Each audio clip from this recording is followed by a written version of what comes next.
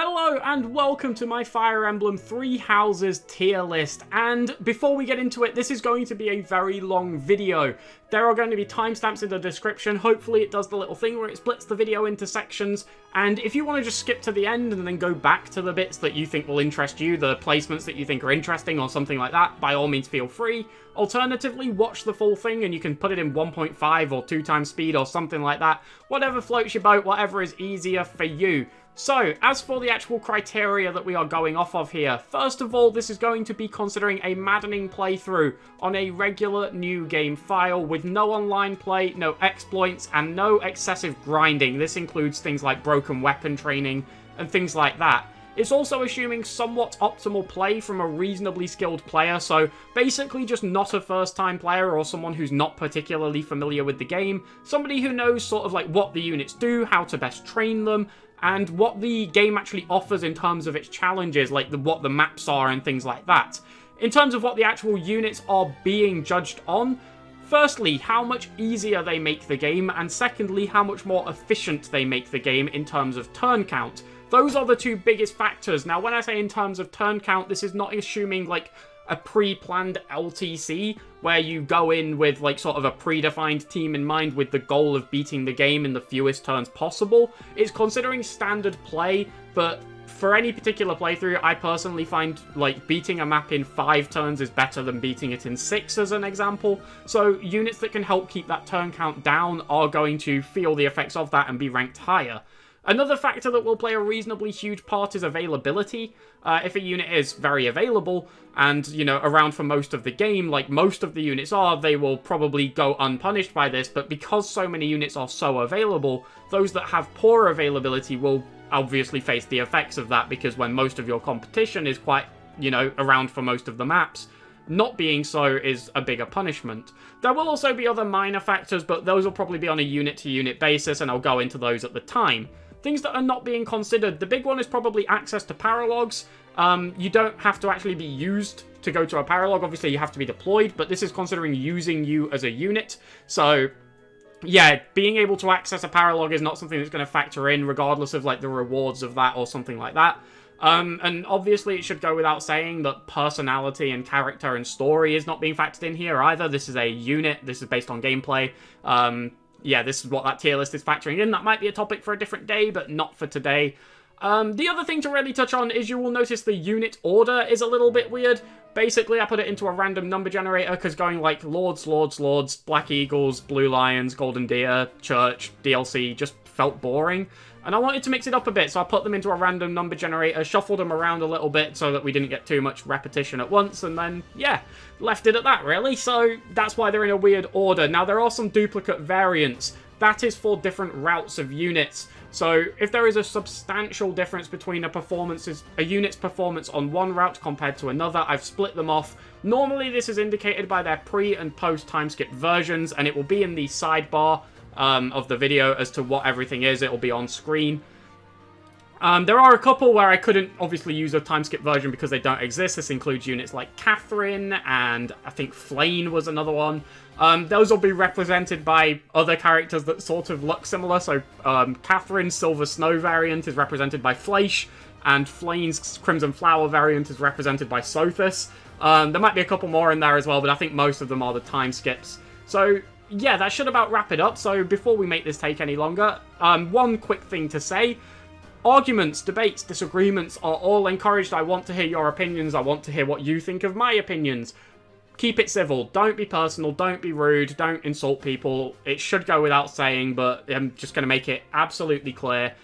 Just don't be rude. Just be nice. Be civil. Yeah, it's obvious. So, yeah, before we make this drag on any longer, let's get into it. So let's kick off the tier list, and we're starting off with Bernedetta, a very strong unit to start with, incredibly good in the early game, the main reason of which is because she gets Vengeance. Very early on, she can get this around Chapter 4, and then she also gets access to Pegasus Knight once she hits level 10, which will be around Chapter 5 or 6.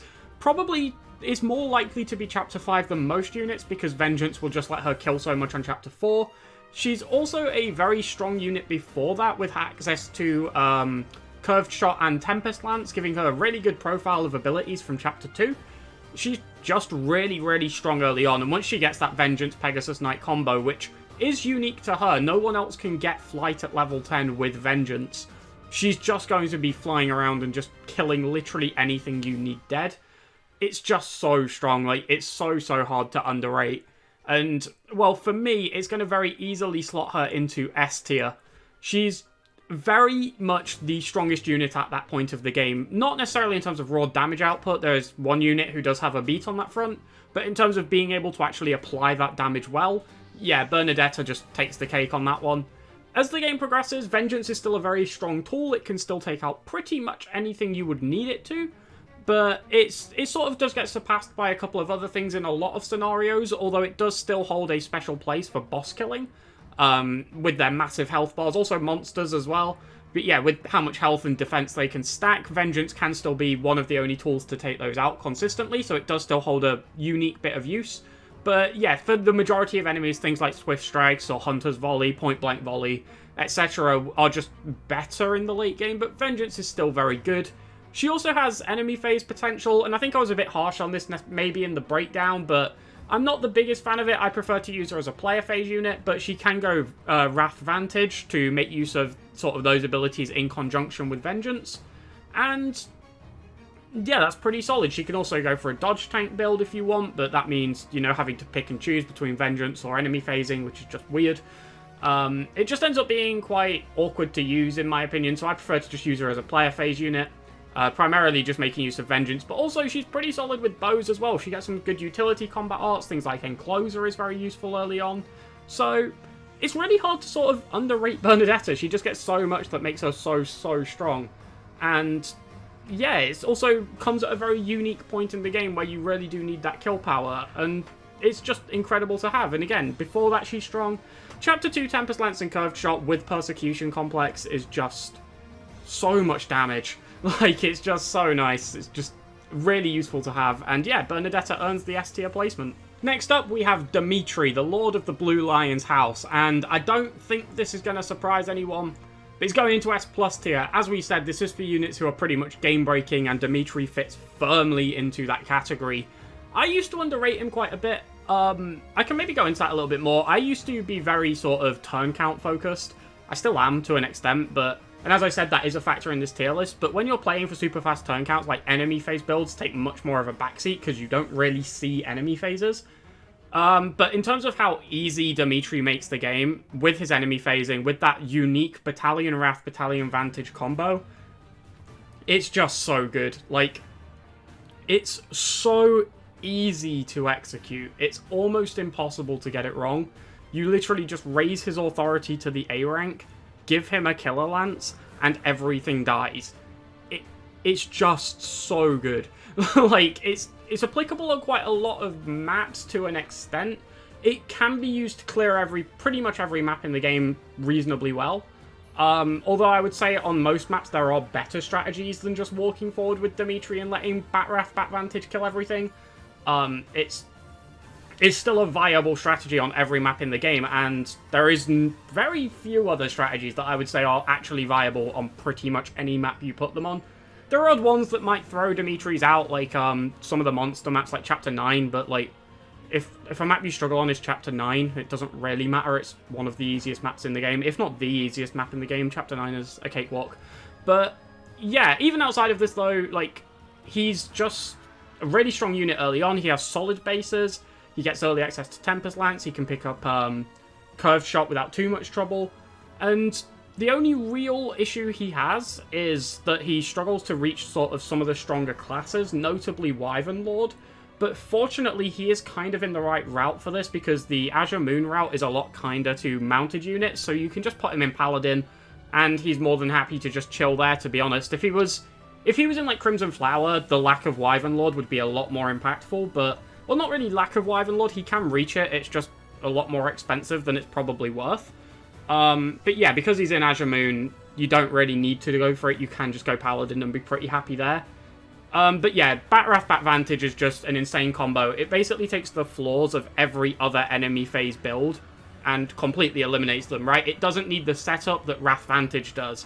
It doesn't need to sacrifice the player phase like dodge tanking does. You don't need to constantly have to keep refreshing your battalion endurance like protection tanking with Batrath does. The other big thing compared to dodge tanking as well is you only have to raise hit and crit. You don't have to raise that third stat in Avoid, which is actually such a massive like burden being lifted, only having to raise those two things. And alongside that, he has a lot of more going for him as well. Obviously, Authority Banes are just very good for using strong... Banes aren't good. Authority Boons are very good for using strong battalions. He has a really good Charm stat, which one of the biggest problems enemy phase units can face is getting hit by Gambits. His high Charm helps avoid that. He's just incredible all around, and in terms of ease of operation, possibly the easiest unit in the game. If you're, like, stuck on Blue Lions, you can just use Dimitri, and it just makes the game so much easier. There's very, very few scenarios where he fails. He doesn't need much support at all, maybe a Retribution Gambit being used on him, but if you have the DLC item, the Chalice of Beginnings, I think it's called, you can even go without that if you want, but yeah, Dimitri is incredibly good. Like I say, I used to underrate him. I used to put him here. Yeah, that's wrong. I was wrong. I just didn't fully respect Battalion Wrath, Battalion Vantage, because it wasn't something I personally made use of. Having had a bit more experience with it and just sort of reassessing how I judge things, Dimitri is an S+ tier unit, and there is no debate about it. So next up we have Constance, Coco, and she's a solid mage. Now, I'm going to introduce a concept here, which is going to become very, it's going to become a common thing that we refer to in this video, so I'll introduce it early on, and that's going to be called mage problems. Pretty much every mage in the game suffers from these, and I'm just going to give it a name so that we don't have to explain it every single time. Basically, it's the issue where in the late game in Maddening, mages really, really struggle to kill, and they're also very, very squishy. They don't get combat arts, which are one of the main killing tools, things like Vengeance, Hunter's Volley, Point Blank Volley, Swift Strikes. They don't really get those. They only really get like utility combat arts like Drawback and things like that. And alongside that, their other really big flaw is that they're not very fast. So even though they can in a lot of scenarios outrange opponents, they don't actually have the speed to double to be able to kill them. And this makes it very difficult for mages to kill. I say in the late game, but honestly, it's kind of like the mid-game onwards. They can just have really big issues actually killing enemies by themselves. And it really does gate their potential in a lot of ways, and it basically means that a lot of mages are pretty much solely judged on how much utility they bring to a team. Because from a damage front, they're almost always going to be worse than physical units. And with there being physical units that also, or physical weapons that also deal magic damage, things like the Blessed Lance or the Levin Sword, you can just use those if you really do need magic damage from somewhere, if something has like incredibly high defense but low resistance. But I can't even think of any scenarios where that's relevant in the game. That's much more of an older Fire Emblem thing, like an FE4 thing, than a Three Houses one. But Constance is very much a victim of these mage problems. Once you get about halfway through the game, she just can't kill. Even with her incredibly high damage output and a pretty strong set of spells, she just doesn't have the damage because she can't double. And it kind of sucks. It's quite sad how it sort of affects so many mages in the same way. But Constance does bring some utility to the table. Rescue is really, really good. She can also use Bolting, which is a pretty solid siege time spell. You know, if you aren't killing, being able to not take damage in response is really nice, and being able to hit from 10 ranges, again, really, really nice. And she does hit hard. Basically anything she hits will be set up for a kill by anything else you want to hit with, but she just doesn't have the raw damage output to kill, and her utility is middling. In the early game, she actually provides some quite reliable sort of damage with a reasonable list of spells, but nothing that's going to blow you away. I think Constance is probably around B tier. I have a full breakdown on her, if you want some more sort of information onto how I use her. But I like her in Dark Flyer. I just think making use of Rescue is the best use of her, because I don't think Bolting is really doing too much, although it is nice to have. And it can be some really good siege damage when you need it, but I think, yeah, her best utility is her Rescue, with just being able to help your other units who have more kill power just be able to move around the map a little bit easier. And unfortunately, just more general issues with the way Three Houses mages are built as opposed to her specifically, really do hold her back quite a reasonable degree. So next up we have Catherine, and she is a very, very good unit. Now first we're going to go through this variant of Catherine, if you can see my mouse now you can, which is the Azure Moon and Verdant Wind variants, and then we will touch on the Silver Snow variant represented by Fleisch, because there is no time skip Catherine portrait. So first up, Verdant Wind and Azure Moon Catherine is very, very good. She joins very early on at around, I think she joins on chapter 4 but isn't usable until chapter 5 in missions, but you can train her up. So you get her very early on, and at this point in time she is a Swordmaster, a level 20 advanced class.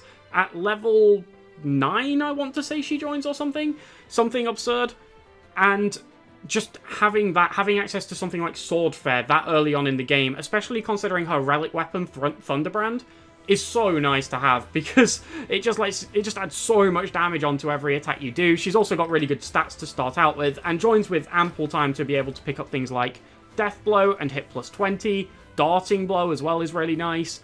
She doesn't get too much that's super useful in the late game, but it's still pretty viable. She's got like sort of good enough strength and speed to basically just function more like a traditional Fire Emblem unit, just like fly around and hit things.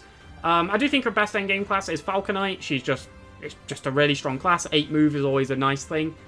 And yeah, her main real selling point is how strong she is when you first get her. Being available for Chapter 5 is also huge, because that chapter is one of the more difficult ones in the game, especially if you lack a couple of the other really key tools like Warp. But even if you have Warp, like, Catherine is probably the best unit to Warp at that point, apart from maybe Bernedetta or Dedue.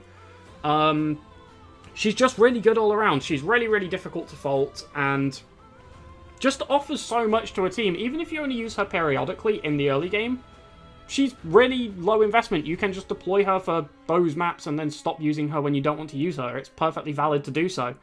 And because, again, being strong in the early game is so valuable, I'm going to put her in A+. Now, the Silver Snow variant. This one is a little bit more tricky. She joins on Chapter 12, which is incredibly late in the game and doesn't get any of those early contributions that regular Catherine has. It also means she has to go more out of her way to get things like Death Blow or hit plus 20, which isn't ideal, but it's not, like, impossible or anything. It just takes a little bit longer. She is still good, though. She can still contribute. Her performances are still perfectly okay, and she's still relatively low investment. Although, like, you do have to go out of your way if you want to get things like Death Blow, hit plus 20, Darting Blow. You don't necessarily have to get those. I mean, Darting Blow you'd probably want to get, but I'm going to put her behind Constance, but in B tier. She's still perfectly fine at this point in time, but just not quite the same powerhouse she is when you get access to her early, purely because so much of her strength does come from that very, very strong early game. So next up we have Lorenz, and unfortunately he is going to be our first C tier unit. So Lorenz is okay-ish early on. His bases are pretty bad, but his personal ability giving him an extra 2 strength with absolutely no real condition, he just needs a battalion equipped, which he will basically always have, does help to sort of pad that out a little bit. He also starts with Tempest Lance, which allows him to output some decent damage. His biggest issue is that the further in the game progresses, he just gets nothing to really help him out. His best tool that he gets is probably Frozen Lance, which can make him a decent Dark Knight, but it's still not really enough kill power. It's still not as good as something on the player phase like Swift Strikes, which would just allow him to kill more and more consistently. Yeah, he just sort of doesn't get a whole lot in the late game. He also misses, you know, because he's a male, he doesn't get access to things like Pegasus Knight or Falconite that could help, like, sort of bolster his, well, Pegasus Knight bolster his early game, Falconite give him a bit of an easier classing option in the late game. He can do okay as a Paladin, but again, because he doesn't get something like Darting Blow, he isn't going to be doubling. And it just leaves him in a really awkward situation where he's one of these hybrid units who are, like, decent physically and decent magically, but what it really means is that they're kind of just bad at both, and just doesn't really have any way to consistently kill enemies on either the player or enemy phase outside of, like, standard builds that anyone could do, such as Wrath Vantage, and even then, he doesn't reach those particularly easily. So yeah, I just find it really hard to find, like, a clear selling point for Lorenz, something where he really excels at. His spell list is a little bit underwhelming. It doesn't really offer much at all. And yeah, just a pretty all-around average unit who just can't kill. So next up we have Alois, who is actually a pretty decent unit. He comes really late. He joins on chapter 11, which really does impact his overall ranking of how high we can put him, because you can't miss that many chapters and rank too highly. But when he does join, he is pretty strong almost out of the box. He gets access to some really good tools innately, such as Battalion Wrath, which can set him up quite nicely to do some enemy phasing, either as a protection tank, or you can go back and get Vantage. It's just perfectly viable to do either. I personally prefer protection tanking on him. He does get access to things like Fortress Knight if you wanted to try it with that. Or you can go into War Master and do it that way to get the extra 20 crit, because he does also have a very good brawling rank, and you can also go Grappler if you wanted to. He will just need pumping up a little bit, I think. He'll need to go up to B+ to be able to gamble the promotion from his base B. But there he can get Fierce Iron Fist and just be a really, really good player phase unit. The only real downside to that is he does miss out on Death Blow, so you may want to go back and pick that one up. But all in all, it wouldn't take too long, and he also already has the certification for it, or not the certification, but the qualifications for it. So yeah, it's not too hard to go back and just pick up Death Blow if you want to, and then make him into a good grappler. Missing hit plus 20 can be a bit painful. If you do want to go back and get it, it would require some investment, but out of the box for a chapter 11 join, he's pretty okay. Like, you can't complain too much. He performs good late game roles as soon as he joins, which is fine, really. He's a solid unit to come at that point in the game, but unfortunately that late joining time is not a good thing. It's quite impactful, and as a result, he's going to slot into B tier, but I'm going to put him higher than Silver Snow Catherine. He joins earlier, and I think he performs better on joining than she does as well. Yeah, I think that's quite fair. I think he has a couple of decent options for late game builds. Again, player phase, enemy phasing. He can do all of them reasonably, although not exceptionally. His Flying Bane sucks a little bit, because if he could Battalion Wrath in Wyvern Lord, that would be really nice. But, I mean, he still could, to be fair. You could raise that up and put him there. Yeah, you could potentially do that. I can't put him higher than Constance, though, so for now, that's a debate for a different time if other units are going to go above or below him. But with Constance contributing so many more chapters and contributing pretty well as well, I think just behind her is a fair placing for Alois, but he is a good unit. I think sometimes he's a little bit slept on. He's pretty solid all around and doesn't take much investment to really get quite a lot out of him. So our next unit to look at is Jeritza, who I don't have the most experience with. Joining so late in only one route means I just haven't used him too much. But from what I have used, he's a pretty solid unit. He's very strong when you first get him. Again, similar to Alois, out of the box, he can really contribute right away. But joining at chapter 13 is... yeah, that's not great. That's very late in the game, especially because he only is available in Crimson Flower, so he's around for 6 chapters. It's hard to be too high when you're missing that much of the game. But that being said, he is really, really good when you do get him. His unique class, Death Knight, is pretty good as well, and access to counter means you can, like, just save yourself retributions if you need to. I think he's pretty decent, to be honest. I'm gonna put him in A tier, regular A, not A+. Purely because joining at that stage of the game and just being able to be so good immediately, like, you can literally just deploy him from every map from when you get him, and he's perfectly fine. You don't need to touch him at all. He basically comes endgame ready. You can also transition his class if you want to. You can put him into a Wyvern class if you feel like it, but no, if you just want to keep him as he is as he comes, he is absolutely endgame ready, which is slightly better than Alois, who does require a bit of work. He needs to get some skills, he needs to get some, maybe switch up his class a little bit. Jeritza doesn't need any of that to actually be endgame viable, and yeah, I think it's fair enough to put him in A tier because of that, even with his very low availability, which is pretty much something he's having to fight against. Next up is Hubert, and honestly, Hubert is one of the better early game mages in my book. He gets some really, really solid utility into some good spells early on in the game. Access to 1-3 range at D plus Reason is incredibly good with Maya. He also gets Banshee at C, which is just a really useful utility spell. And with it being Dark Magic, it obviously hits pretty hard. He has a good base stats as well. He does, however, hit those typical mage problems that we talked about with Constance as the game progresses. He doesn't have much speed. He isn't particularly bulky. He's a little bulkier than most mages, so maybe suffers a little bit less. But it's just still not ideal for him. And his real core strength is how much utility he can provide in the early game, but that is quite a lot. Again, it's not necessarily his kill potential, it's more the fact that he gets good 1-3 range. He gets 3 1-3 range spells throughout the course of the game with Dark Spikes, Maya, and Death.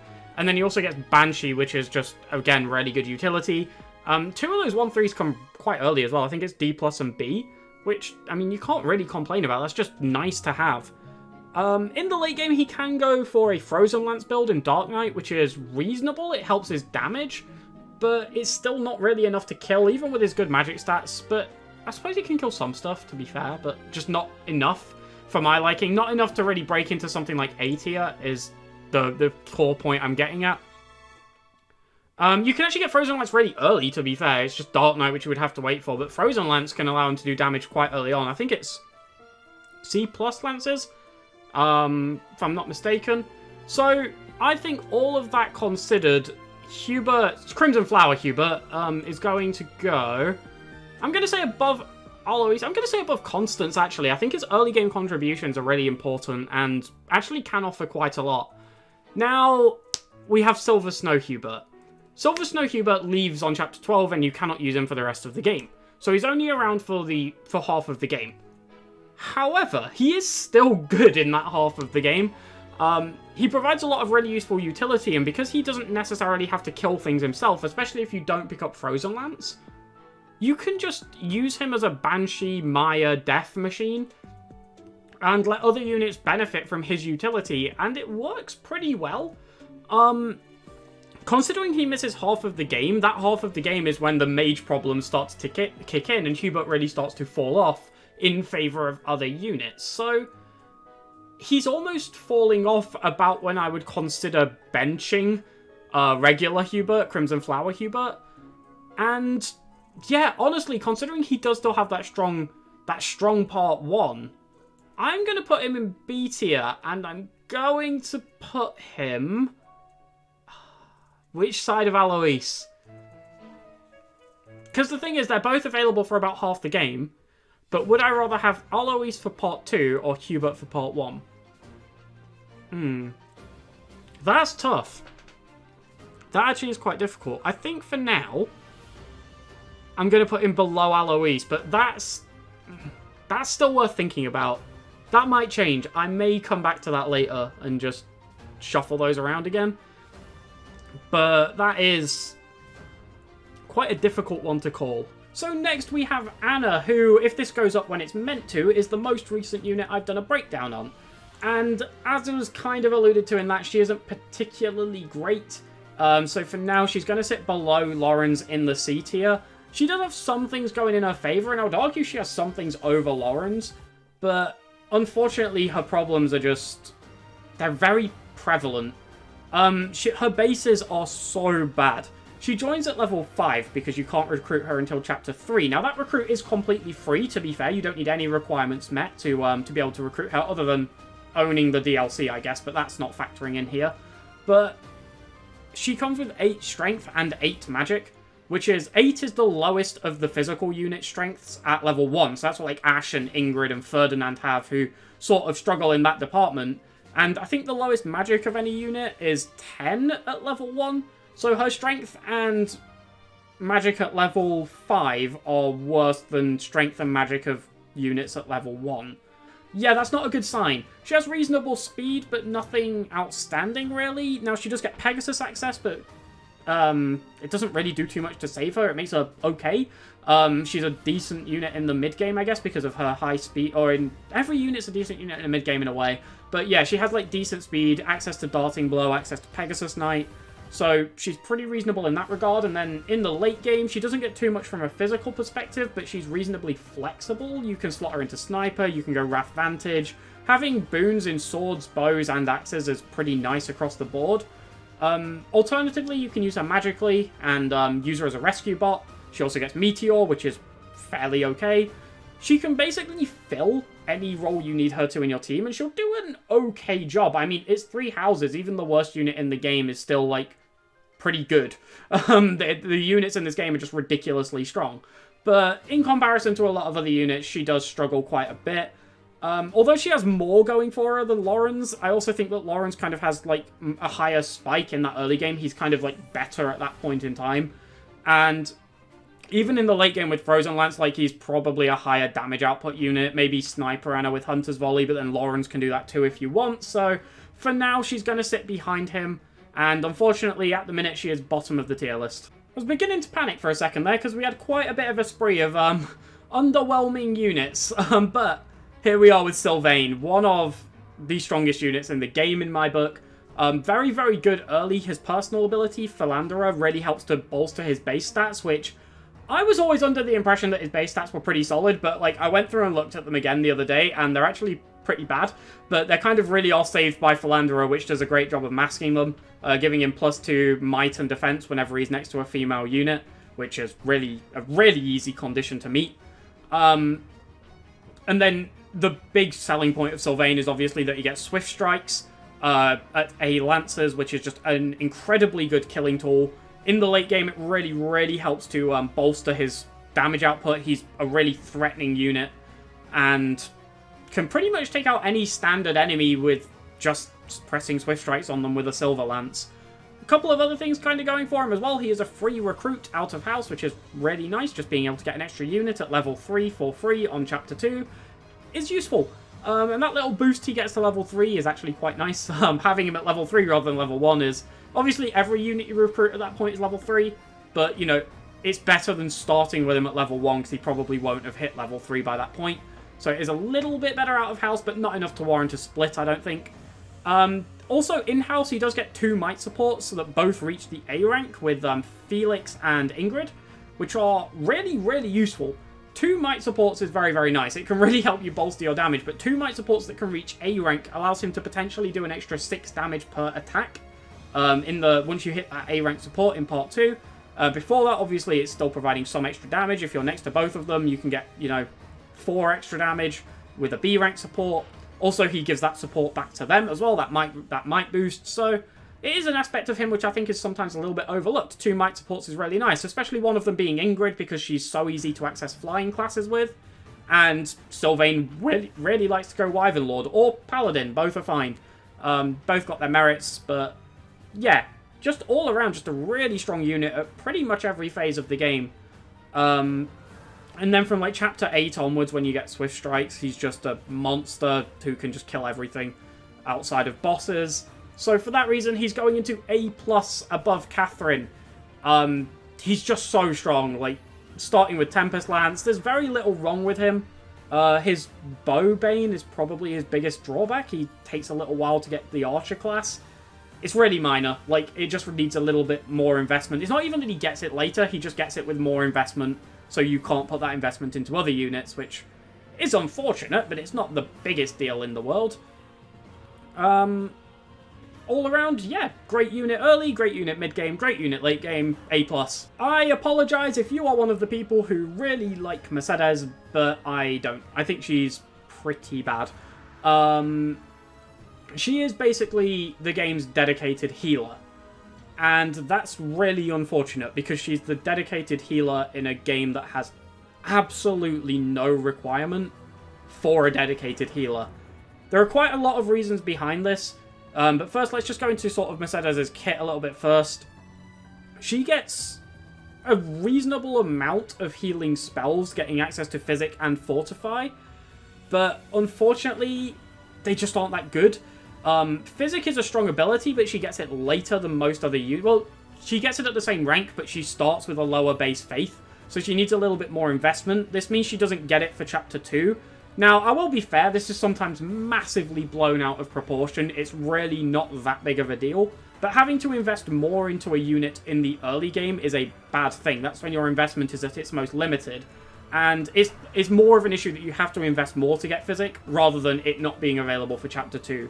Chapter 2 isn't some, like, ultra-demanding level where you need Physic or you're going to really struggle.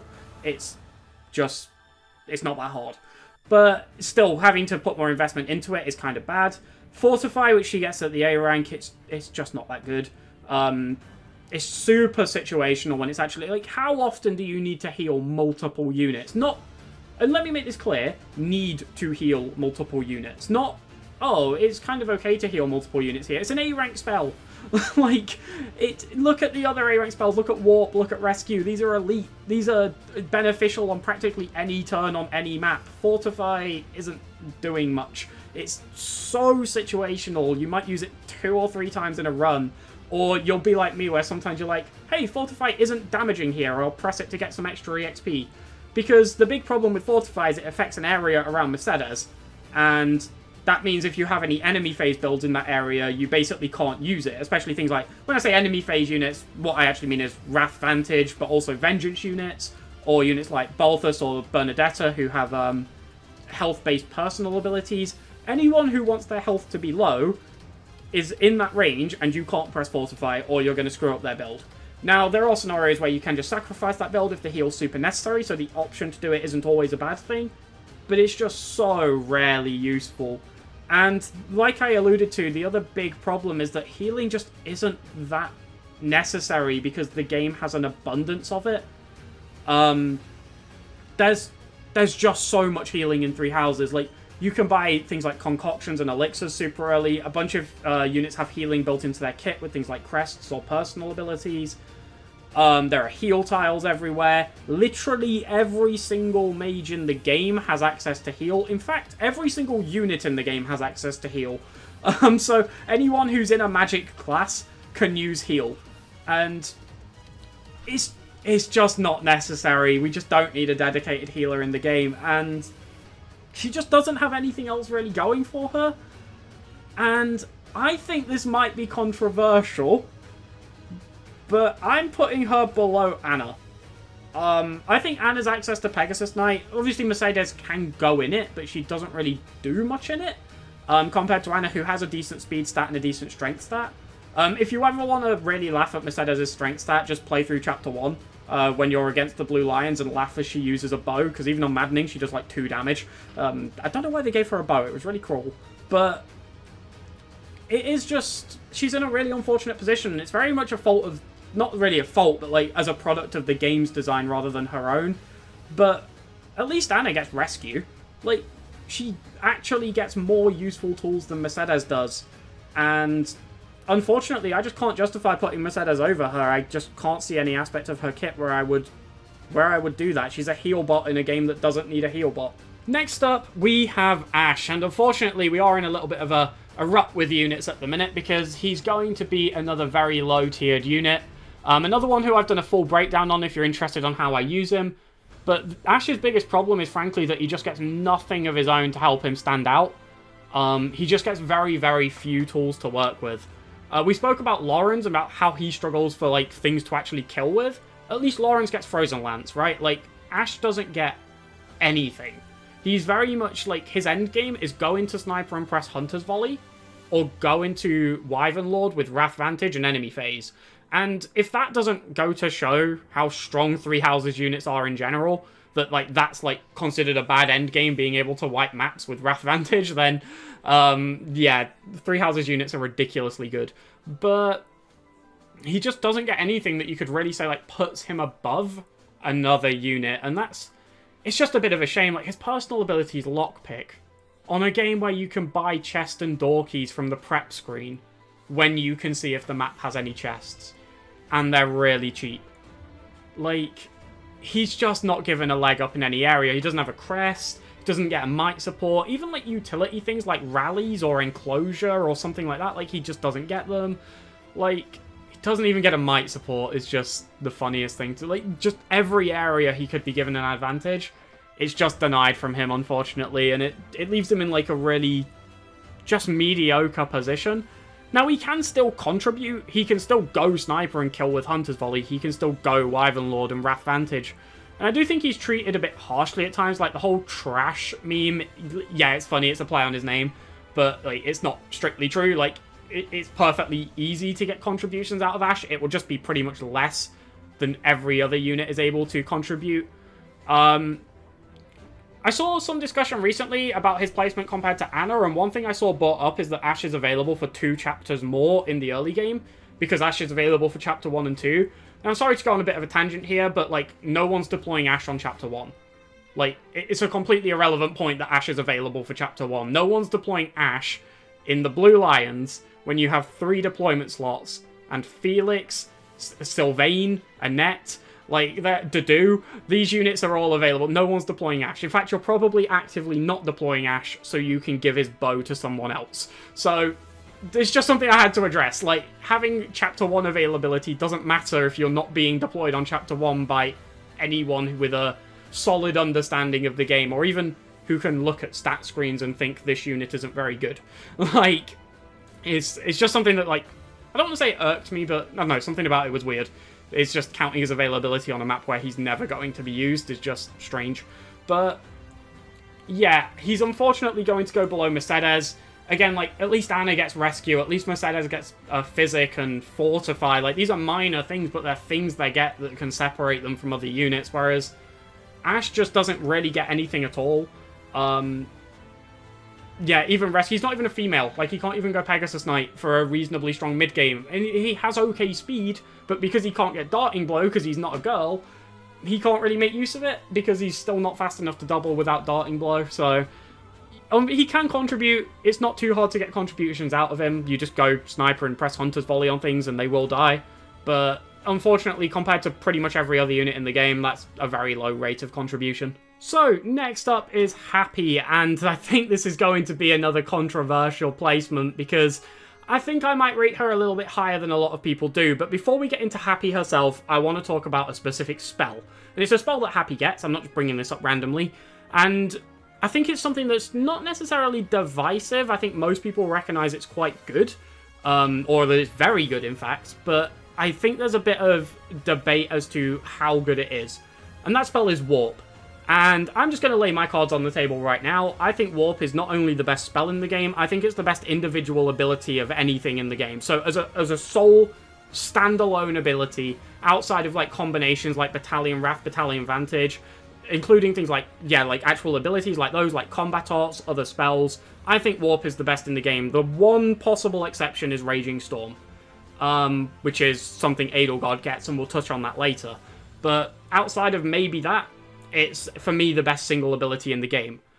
However, if you don't enjoy playing with Warp, if you think that it's a playstyle that's not particularly enjoyable, that's perfectly fine. It's a very strict way to play the game in a way, like, especially Warp skipping is more what I'm referring to here, not necessarily just using Warp, but using Warp to skip levels. Basically, you warp someone to the boss and you kill the boss on turn 1. Or turn 2, or turn 3, or incredibly early without really engaging with the rest of the level. If you don't enjoy that playstyle, not only do I think that's perfectly valid, I actually agree. I don't particularly enjoy it myself. If you go back to one of the first videos I did on this channel, where I went through a rule set for a challenge run I was planning, I banned warp skipping, and I don't do that because, well, I do think it's insanely broken, but the reason I ban it isn't because it's insanely broken, I ban it because I don't find it a fun way to play the game. But me not enjoying playing that way, me not enjoying warp skipping levels, doesn't make it any weaker as a strategy. It's still incredibly strong. Just because, like, in fact, my own enjoyment of it doesn't affect its viability or its strength at all. It's still an incredibly strong strategy, even if you don't particularly enjoy playing with it. And I think that does have to be, that sort of divide does have to be recognized. Now, obviously, if you're doing your own personal tier list for who works best for how you play the game, rank Warp however you like. But because I'm trying to make this sort of more general, obviously my own playstyle will influence it. But because I'm trying to make this more general, I have to acknowledge that Warp is the best ability in the game in my mind, and is ridiculously strong. And, well, as a result, Hapi's going to place very, very well, and so are the other Warp users. But the other thing is, Warp isn't just useful for skipping levels, which is, I think, a bit of a misconception. It's also just a very strong thing all around. It's massive help to, even like levels you can't necessarily skip, like route levels, it's a huge, huge help, like astronomically. I still think in that scenario it's like, maybe not the best ability in the game, like if you want warp skipping, it does probably move down below something like Vengeance, but it's still ridiculously strong, and yeah, I find it really hard to rate highly enough. The one other quick thing on Warp I do want to address before we do go into Hapi, and we will do it in a second, I do promise, is that multiple warpers is a good thing. And I think this is a bit of a misconception as to how sort of, like, low turn count runs and things of those nature work. I think a lot of people think that on a low turn count run, all you do is buff up your one unit who's going to kill the boss, warp them, stride them, all of that stuff, then go to the boss and kill the boss. And that's not true. That does happen, that is a part of it, but another huge part of LTC runs, or any runs where you're trying to be sort of conservative of your turn count and try and keep your turn count low, is trying to get the most out of every single turn. So if you have other combat units, you want to use those to kill other enemies, or you want to go and try and get chests, or you want to try and get drops, or things like that. So more warps is always a good thing, and the fact that, you know, one unit might be the best with warp doesn't make the other warp users invalid or anything. I mean, that's a weird argument anyway. One unit being better with warp only makes that unit better than the other warper. It doesn't make them worse than anyone else. That doesn't make any sense. But yeah, I just wanted to address warp before we go into Hapi, and yeah, let's actually talk about the unit now.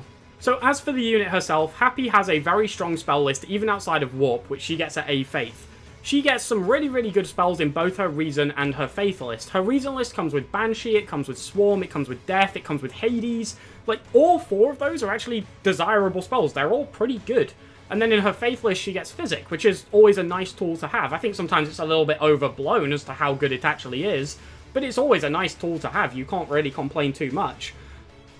And as a result, I actually think it's fair to say that, again, factoring in that she does also get Warp at that A rank of Faith, she has the best spell list in the game. It's fairly undisputable for my money. I think it's incredibly strong. And the fact that she's so strong pre-warp, she can provide so much utility before hitting that A Faith, is actually a really huge factor in how good she is. Banshee especially is such a strong ability just for locking down enemies. It's basically the magical version of Encloser. And, I mean, yeah, it's basically like Gambit locking one unit whenever you want to. It's just incredibly good. Another thing is the fact that she's female actually is quite significant. It gives her access to Dark Flyer, it gives her access to Valkyrie, it gives her access to Grimoire. Again, the latter of those particularly important because it's basically like a better version of Bishop, giving her double the warp casts, but also with, you know, more move and more casts of her strong Reason spells as well, which is all very, very good. One thing that is a little bit against her is that she doesn't have a Faith boon.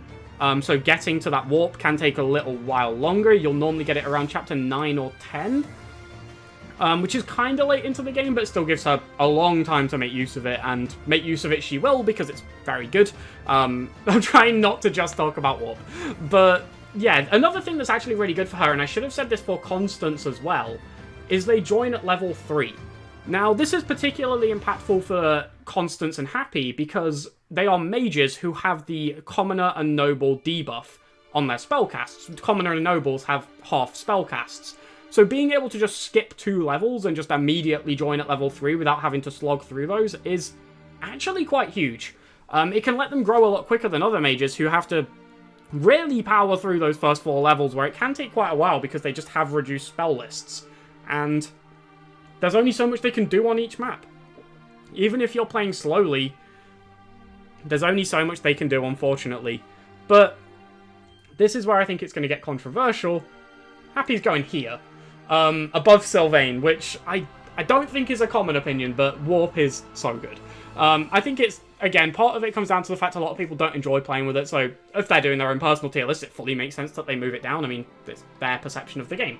But as a more generalized sort of, not necessarily objective, but, you know, trying to remove some of the subjectivity from it, Warp is insanely good. And Hapi's general usage as a unit, along with having access to Warp, for me, puts her above Sylvain. Sylvain is better in the early game, that is completely true, but Hapi's impact in the late game, mainly because of that one Faith spell that I'm getting tired of saying the name of, is ridiculously good. And for me, it just puts her above and beyond Sylvain, unfortunately, because I think they're both really good units. But for me, she is getting the little bit of the edge. So next up, we have Cyril, and Cyril is another unit who's split into 2 because he has 2 vastly different performances. He has his performance on Verdant Wind and Azure Moon, with the Golden Deer and the Blue Lions, and then he has his Silver Snow performance, which is the Black Eagle's Church route. And yeah, there is a huge difference here, mostly dictated by joining time. So, on the Verdant Wind and Azure Moon route, Cyril joins on Chapter 5. And this is incredibly good. First of all, it's just really good timing for him to join. Chapter 5 is a difficult level, and having strong units around for that point in time is great. But also, Cyril is just so ludicrously strong. Like, he gets such insanely good combat arts that stats don't matter, for a start. His stats do not matter. But also, like, his stats don't even, like, the fact he's growing in Commoner doesn't matter because he's level, like, what, like, 9 at this point? It's just not relevant, really. You can just change him and just let him grow as whatever he wants to grow as. He has really easy pathing towards Wyvern Rider and Wyvern Lord. He also has a bow and an axe boon, so he can very easily pick up Death Blow and hit plus 20. And from the moment he joins, he's super close to getting Point Blank Volley, which, I mean, at this point in the game, Point Blank Volley at C+ bows is a ridiculous thing to get, but then he also gets Vengeance at C+ Lancers, which are two just insanely strong combat arts. And having access to both of them is really useful. Now, I mentioned Wyvern Rider and Wyvern Lord, but he also has other class options. You can go Bow Knight if you really want to capitalize on PBV. You can go Paladin if you want to, if you just want a bit of a lower investment option. He's just so good. Also, Paladin obviously benefiting Vengeance if you wanted that Lance Fair on it. But yeah, it's really hard to underrate Cyril, which makes me really confused as to how he's been underrated for so long. But he's finally sort of starting to get the recognition he kind of deserves. And the only thing that really lets him down is missing those first sort of 4 chapters. And I guess, like, he doesn't have the best base stats either. He takes a little while to grow, but it doesn't, like, stats are only used for amplifying your killing power, and he can kill anyway as soon as he hits PBV or as soon as he hits Vengeance, both of which he can do very, very quickly. And having access to both of them is just ridiculously strong. I guess he does have a couple of other flaws as well. Being male means he doesn't get access to Pegasus Knight, so his usefulness until sort of level 20 is a little bit neutered in a way. Just needs sort of that little extra push to be able to get into flying classes, which is a bit of a shame, but he's still really, really strong. I'm going to put him above Catherine, behind Sylvain for now. He's just really good all around. Like, it's hard to know what to say, because a lot of what he gets are just really strong tools. Like, he gets Vengeance, he gets Point Blank Volley, he gets good access into the good flying classes. Like, he's great. Cyril's a really strong unit, and I think, yeah, you should, if you haven't tried using him, because I think a lot of people have quite a bad first impression of him, you should definitely give Cyril a shot, because he's a massive, massive benefit to literally any run, and he's ridiculously good. He's sitting firmly in that A+ rank. Now, Silver Snow Cyril is a bit of a different story. He joins, rather than at Chapter 5, he joins on Chapter 12, which isn't great. And what makes it worse is he's been growing that entire time in the Commoner class, so he joins with stats that are, to put it nicely, absolutely abysmal. It's fairly shambolically bad. But he still has access to Point Blank Volley. In fact, in this stage, he joins with it, and he can still get Vengeance. Now, joining on Chapter 12 is particularly harsh for a unit who needs quite a bit of investment, because there's only one tutoring session, and then, obviously, he doesn't show up for Chapter 13, because he isn't a student. He should. I wish they did that for that version of Hunting by Daybreak, but they didn't. So, unfortunately, that's a rant for a different video. But it makes it really hard to figure out where to judge him, because until, like, a couple of days ago, I think I would have put him, like, here, because he misses so much of the game, and that is also fairly important in its own right. Not being able to contribute to chapters also hurts his development. But, well, not necessarily his development, but his ranking is more what I mean. But I've sort of had a couple more discussions about it and sort of tried to reassess it a little bit, and it is just true that, like, okay, it'll take him a little while. I think he'll need to class into some stats, some classes to sort of raise his base stats, but once he hits Wyvern Rider, his strength will take a little bump up. He can get Vengeance. You could also go into something like Paladin if you wanted to, for Lance Fair, to try and compensate again for that missing damage. But once he gets into something like Wyvern Rider or Paladin and has Vengeance, he basically is just capable of killing everything. Because it's just such a ridiculous ability. And although it will come online very late, it will be around chapter 15, 16, around there. For those last sort of, what, like, 5, 6, 7 chapters, he's still gonna be really good. Which, as ridiculous as it sounds, I think makes him a low B tier unit.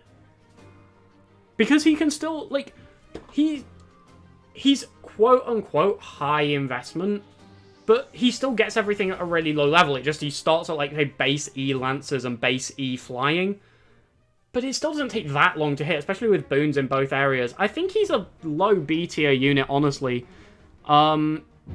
In fact, if you were going to invest in one of Catherine or Cyril, I'd rather invest in Cyril, but Catherine is still better out of the box and contributes to a couple more chapters.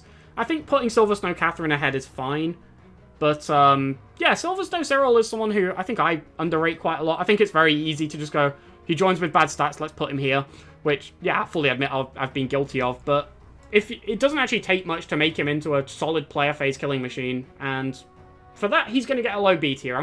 This is one of the ones I'm less confident about, but it still feels pretty reasonable. So next up we have Ignatz, who is a pretty solid unit. He's pretty reliable, and that's probably his core thing, mainly down to his personal ability, which is basically just hit plus 20.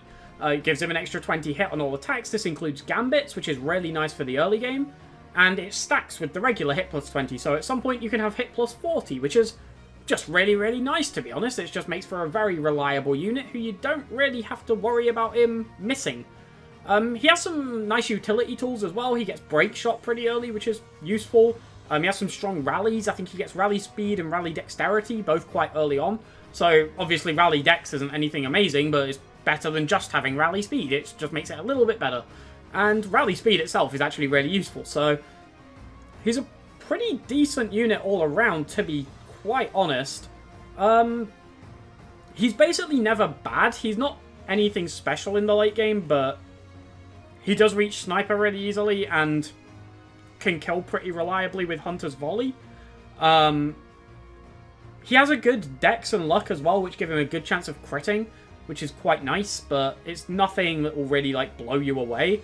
It just means sometimes he will kill enemies who you didn't really expect him to kill, and that's always useful. He also has an authority boon.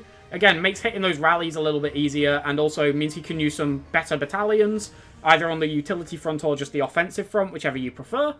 And all around, I think he's actually really solid. He's very consistently good throughout the game. I don't think he's ever, like, someone who's, like, incredible, but he's pretty much always useful, and that's a reasonable degree of effectiveness to the point where I'm going to say it puts him in A tier. Do we take a unit who's really good late, or a unit who's pretty much always good? I'm going to put Ignatz above Jeritza. I think he's more important to that early game. Joining with Curved Shot is nice as well. Base Curved Shot is just a really valuable tool. I believe he also has a Might support with Raphael, which is nice. It can help, you know, boost his damage a little bit, especially using Hunter's Volley. So, there are little tools here going for Ignatz that are just really nice, and throughout the game, he brings quite a lot to a team. None of it incredible, but most of it pretty solid. Just nice little contributions to have. In the late game, he loses some of those, not necessarily loses the tools, but, you know, those tools become less impactful. His personal ability matters less when you can just naturally stack more accuracy with things like prowess skills and just more, like, higher stats giving you more accuracy and things like that. But overall, it's still incredibly useful, and Ignatz is just really, really solid and consistent throughout the game, and that's going to earn him an A tier rankings, just a little bit higher than Jeritza. So, next up, we have Hilda, who, again, is split into two, and once again, it's for Silver Snow performance, alongside Catherine and Cyril. A couple of units have vastly different performances in this route, and once again, that's because of join time. But first off, we'll get through Verdant Wind and Azure Moon Hilda. Now, I do think Verdant Wind is, like, slightly better, but it's not enough to warrant another split. Azure Moon Hilda is extremely similar, and they perform extremely similarly. She's a pretty solid early game unit. She can get really easy access to Tempest Lance early on, which is just a really nice, strong ability, thanks to her boon in that area. In fact, her boons in general are pretty good. A boon in Axes is nice too, and a budding talent in Heavy Armor can make it quite easy for her to hit Armor Knight, so that she can get that that certification just to boost her defense up to 12. Obviously, she's not staying in the class. It's pretty bad, but yeah, it's just a nice little stat boost for her. Another thing is her personal ability, which is just really strong. It grants 3 damage to an adjacent male unit, which is especially useful with Claude because he has a Might support with Hilda, so between them, like, Hilda can just give Claude, like, a boatload of damage whenever he attacks next to her, which is really, really nice to have. It's just a lovely little boost for them. And all around, just Hilda's early game is just really just good. Similar to Ignatz, really, it's just a good early game. There's nothing to write home about there, but it's solid, and when a lot of units really do struggle early, a solid early game is worth more than it necessarily sounds like. But where Hilda really shines is when she gets into the late game and she can start to function as a dodge tank. So one thing that really enables this is Battalion Wrath. And with this, she can essentially just dodge every enemy attack and then strike back with a crit and kill them. Now, the downside of this is that she needs to use Alert Stance, which sacrifices her player phase. But, I mean, for the payoff, it's incredibly worth it. She can literally just go around, like, wiping things as she wishes. And it's just a really effective way to utilize her, to be honest. She's basically never bad. She's strong on the player phase if you want to use her that way as well. She gets some nice combat arts. Diamond Axe outputs a lot of damage. And she obviously gets Freikugel's personal one because of her crest. I forget the name of it at the minute, but it allows her to, again, hit really hard if she needs to. She has natural class pathing towards Death Blow, which will help just sort of amp that up. And she doesn't have any real issues getting hit plus 20.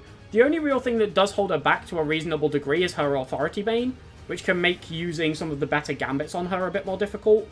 Especially flying gambits, because they tend to be a bit fewer, further between, and also a bit higher requirement. So using something like the Secret Transport Force to boost her Avoid is a little bit more difficult, but it's nothing insurmountable. It just means she needs more investment, but that is a bad thing. So I am going to rank Verdant Wind / Azure Moon Hilda in A+ tier? Behind Catherine.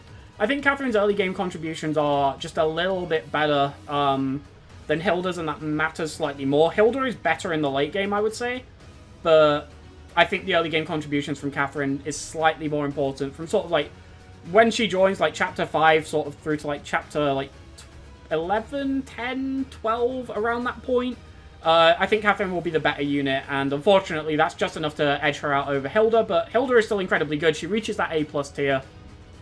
And yeah, all around a very strong contender. Now, Silver Snow Hilda is still actually quite good. She skips that early game, which is a shame because her early game is pretty reasonable, but she can still perform the same dodge tank role in late game, which is, I mean, it's nice. She's very good at it. She can dodge every attack and kill everything with Battalion Wrath. And that's just kind of great. But she does need a lot more investment to get there. She's going to need to raise her flying quite substantially in quite a short space of time to be able to reach that point. And it's just quite awkward to tutor her around that point in time too. Again, as we touched on with Cyril, you don't really get many tutoring sessions. In Chapter 12 or 13, you get one across the two. So it makes it a little bit harder for her to reach those points. She also doesn't come with Death Blow or hit plus 20, which again is unfortunate. And she can't take advantage of that early game, which is unfortunate. Like, access to things like Tempest Lance and Pegasus Knight incredibly easily, along with the Armor Knight certification, are just really nice to have, and it's a shame she can't take advantage of it on this route. But she is still good, and I would say that in this route, I think she's better than Silver Snow Catherine. Because the main reason Catherine is better is that early performance just being better, and when the early performance is skipped, all you have is the late performance. Now, Catherine's is much lower investment. Catherine will perform better if you don't put anything into either of them. But if you are willing to invest into Hilda, she does have a higher potential. Although I've got to be honest, I would still rather have Hubert for part 1 than I would Hilda for part 2. And, yeah, that's just the unfortunate case. I think, unfortunately, missing the first half of the game is a lot more impactful than missing the last half of the game. Because the first half of the game is the one where you really need all those tools and resources because you just have less available to you, so everything matters a lot more. So, unfortunately, going to be behind Hubert, but above Catherine in B tier for Silver Snow Hilda. So now we have Dedue, and this is a unit who I previously used to sleep on quite hard, and honestly, I was just wrong. He's an incredibly strong unit, and I never thought he was bad or anything like that. Like, I knew he was good, I just didn't recognize how good he actually is. So, for the first few chapters, Dedue can literally just walk up to things, press wait, and with his personal ability, enemies will just run up to him and sort of bonk off of him, and he will hit them back, soften them up, and your other units can come in and clean up kills. It's really useful, because not many units can tank at this point in time, and Dedue is one of them. But then you hit Chapter 4, and if you have been training his Lance ranks, Chapter 4 is when Dedue will get access to Vengeance. And since he has the biggest HP pool, or one of the biggest HP pools, and a really good strength stat, this gives him the highest player phase damage in the game, from Chapter 4 until the game is over. No unit is going to hit harder than Dedue on the player phase. And that's incredible, to be honest. He is the highest damage player phase unit in the game. That's really good. Now, there is a point to be made that other units, notably Bernedetta and Cyril, can also kill everything. So doing more damage than units that kill everything is only somewhat as useful, because obviously it means he can do so without losing, or with more health remaining, so he's a little bit safer. But it's still incredibly good. It's just an incredibly good thing about his kit in general. And yeah, all in all, he's outstanding. His Axe Boon gives him really easy access to Death Blow. His Lance Boon means it's very easy for him to actually reach that Vengeance rank very early on. And one thing that does hold him back a little bit is actually his Banes. Having Banes in Riding and Flying makes it really difficult for him to reach some of the mounted classes. But regardless of that, he, in the endgame, is probably still the best dual phase unit in the game. Access to Vengeance, as well as easily being able to pick up Wrath Vantage, and the fact that they trigger off of the same thing, being low health, means that he can just absolutely sweep through everything. He's one of the best dual phase units, if not the best dual phase unit. He can kill something on the player phase with Vengeance, and then kill everything on the enemy phase with Wrath Vantage, and face absolutely no problems in doing so. And that's really beneficial for killing things like Gambit users, right? Because if a unit uses a Gambit on you, Wrath Vantage can't kill them. So you kill them on the player phase, kill everything else on the enemy phase. He's incredibly independent, doesn't need much like help from other units at all, maybe just like a warp to get into the fight a bit further, since he struggles to reach those high movement classes, or something like a Stride can also help as well. But by and large, he can pretty much do most things on his own. He is absent for a couple of chapters after the time skip, that is worth mentioning, although it is blown out of proportion, and I will fully admit I've blown this out of proportion myself too. I thought this was a much bigger deal than what it was, but when you actually break it down, like, missing Chapter 13 is incredibly questionable, because most units miss some part of Chapter 13. And Chapter 15 is really easy.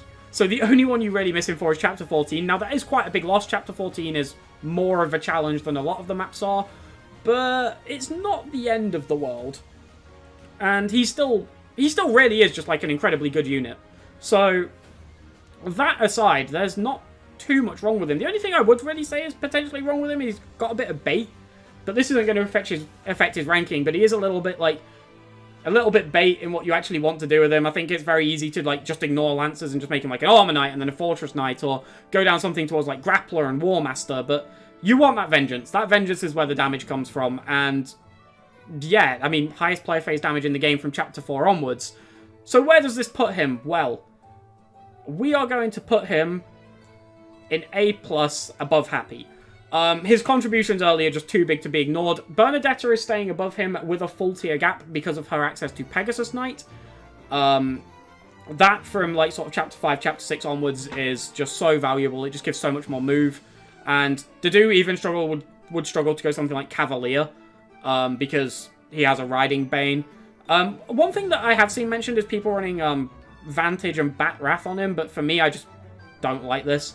Trying to get his health low enough to use Vengeance whilst you're also whilst also like keeping your battalion healthy enough, but not too healthy, it's just not worth the effort. Just get Wrath, get Vantage, and then he's the best all-phasing unit in the game. And that about sums up Dedue. So now we are going to look at Linhardt, and Linhardt is another one of those warp users, and once again this is going to play a massive impact in terms of where he ranks, because it is an incredibly good spell. Now, Linhardt having a Faith Boon does mean he reaches it slightly earlier than somebody like Hapi. He will typically reach it around Chapter 8, maybe 9, maybe 7, but he will reach it a little bit earlier. But before he gets Warp, he actually doesn't have a whole lot going for him. He gets Physic, which is nice, you know, it's a useful tool, but it's not game-changing. It's just a useful heal that's got a massive range. His Crest is also nice. It lets him heal a little bit more. So he has some things going for him, but he's certainly not a useless unit before he gets Warp. But his contributions are definitely limited, definitely more so than Hapi. He is also male, so he can't access classes like Darkflyer or Valkyrie, and most importantly Grimoire, because they just aren't available to males, unfortunately. So if he wants to use Warp with Warp time, or with White Magic uses ×2, he has to do so in Bishop, which is a 4-move class, which is unfortunate. He is quite limited in that regard. So Linhardt is going to go... He's definitely worse than Hapi in my mind, because his contributions prior to getting Warp are so much lower. But I'm going to put him above Catherine. I think the Warp is still a huge, huge factor, but his early game contributions are just notably worse. Again, Hapi having access to things like Banshee and Swarm and all those other useful tools, as well as the fact that she also gets Physic. Like, Linhardt's main tool in the early game she also gets, and then she also gets access to those better classes, Grimoire, Darkflyer, etc. It just means that I have to put Linhardt a little lower. Now, Linhardt does get Warp earlier, that is true, but it's not just about like how early you get Warp, it's about the chapters that you actually benefit from getting it. And as I've said, Linhardt's probably likely to get it around chapter 8, and chapters like sort of 8, 9, 10, they're just not very hard chapters. It's just kind of the easy part of the game, sort of from like chapter 7 through to like chapter 11-ish, chapter 12-ish, is just sort of like the easiest stretch of the game. So those chapters where he does have Warp over Hapi are pretty low impact. They're still a lot easier with Warp. It's still impactful, don't get me wrong, but it's not this huge deal breaker where there's a notable spike in difficulty. It's just a nice convenience more than anything at that point. But yeah, he is going to still go very, very high because I still think Warp is insane. And yeah, he's just going to edge out Catherine and Hilda here.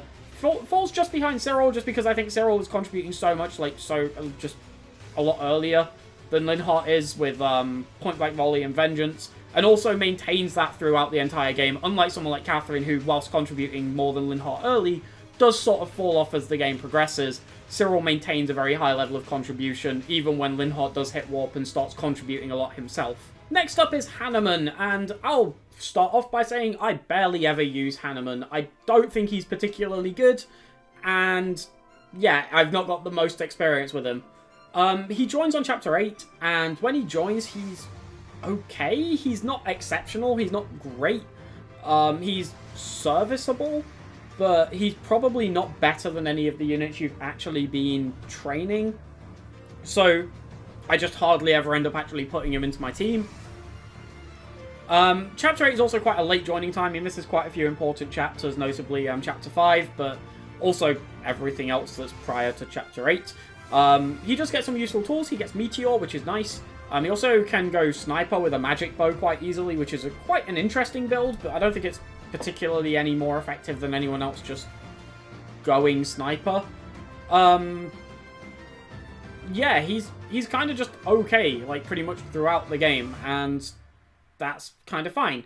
In terms of his ranking, I'm just going to put him above Anna. I think the fact that he's pretty serviceable out of the box, you can just start using him straight away and he will have decent contributions. It doesn't take much for him to get decent kill power in that Sniper class with a magic bow, but outside of that, he's not offering a whole ton. I'm not massively familiar with Hanneman. I don't use him a bunch. So if this one's a little off, that's to be expected, really. I can't be expected to be, like, an expert on every unit, but yeah, Hanneman is just a little bit one of those units who I don't tend to use too often. And part of that is because I don't think he's particularly great. So he's going to sit in C tier just above Anna.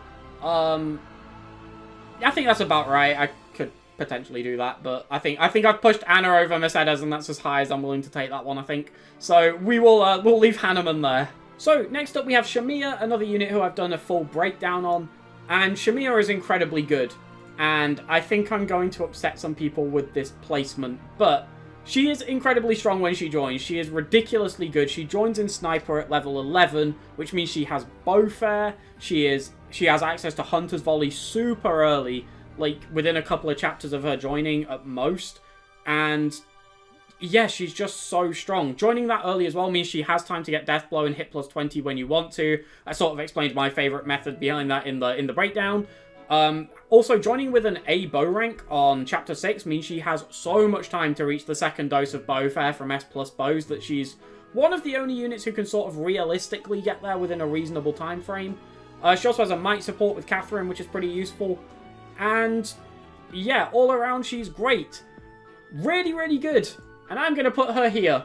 And a lot of people will say she should go here. For me personally, the one big issue which Shamir has is availability. And when so many units in 3 houses have such good availability, Shamir misses too many chapters, and also too many important chapters to go in S tier for me. So Shamir joins on Chapter 6, so she misses chapters 1 through 5. She then also misses Chapter 7 because only students can participate. She misses Chapter 10, because she's out doing some plot-related things, and she misses Chapter 13 on every route apart from Crimson Flower. So she misses 7 to 8 chapters depending on your route. So on Crimson Flower, she's missing almost half of the game, and on every other route, she's missing around a third. I just can't put a unit in S tier with that much absence, I'm afraid. It's a shame because on a performance level, she'd be here. Like, from when she joins, she's incredibly good. There is very little to fault with her performance. It's when she's not here that the issue arises. She just misses too many chapters to go into S tier for me. But she is absurdly good, and unfortunately, that is the one thing holding her back from S tier.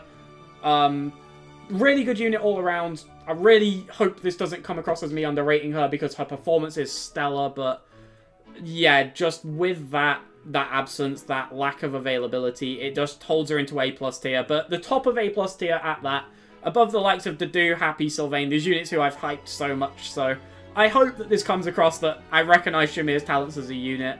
One thing that people love to point out, and this comes from 0% growth runs, is that with 1 point of strength, she can one-shot endgame maddening enemies in, I think it's Azure Moon, which is incredible. That's frankly... Now, obviously, that involves other skills too. She gets Death Blow, she gets her might support with Catherine, she gets her second dose of Bowfair, but still, the capacity to do that is insane. And she is so strong. So, yeah, credit to Shamir, but unfortunately, availability keeps her out of S tier. So, next is Caspar, and he's unfortunately another pretty underwhelming unit. He struggles quite a lot early. He can be quite good in the late game, but he requires just a solid amount of babying to get there, to be honest. He's quite a high investment, and his payoff is relatively average. He's pretty much just a Wrath Vantage unit. He takes advantage of classes quite well, things like Grappler and War Master, but nothing he really brings to them is overly exceptional. He is still pretty good. It's hard to really fault... Like, in the late game, he's pretty good. You can't really, like, put him down for it, but it's also pretty sort of standard. It's not really anything he's particularly doing. And that early game is a huge struggle. He just suffers quite a lot. He's got quite low bases. He's quite frail. Like, there's not much going in his favor at all. And unfortunately, I think I'm going to put him below Hanneman. I think I would rather have a unit not contributing for the first 7 chapters than have to drag Caspar through the first 7 chapters. He brings so little to the table, and trying to get him anywhere is just a chore. So, yeah, unfortunately, he is going to go behind Hanneman. He's not without merit. He can be quite strong as the game sort of progresses, but he just requires so much babying. Maybe I should have separated Caspar and out-of-house Caspar, because one thing to note is that you can't get a B support with Caspar in Part 1. So you have to recruit him through his ranks, but his ranks aren't really hard to reach. So it doesn't really hold him back too much. If you want to recruit Caspar, it's not really a chore to do so. So next up is Yuri, and Yuri is a really solid unit. He has a really good early game. He joins on Chapter 2 with 11 strength at level 3, which is just a really good benchmark to be at. It's putting quite a few other units who have good strength values below him, to be honest. And then he has a personal with a really easy to trigger effect. Basically, as long as he's adjacent to the enemy he's attacking and is not adjacent to an ally, he gains an extra 3 damage. So he has an effective 14 strength on Chapter 2, which is really good. Like, the only unit I can think of who would be higher than that is Felix. Guaranteed, anyway. I think Edelgard and Byleth can probably surpass that. And also Balthus, actually. So, Felix and Balthus can guarantee it. I think a couple of others might be able to sneak past him if they get the right level ups. But, yeah, 14 strength on Chapter 2 is really, really solid. He gets some good abilities as well. He gets Windsweep at C+ swords, which is great. That's just a really useful ability and can really help with boss killing early.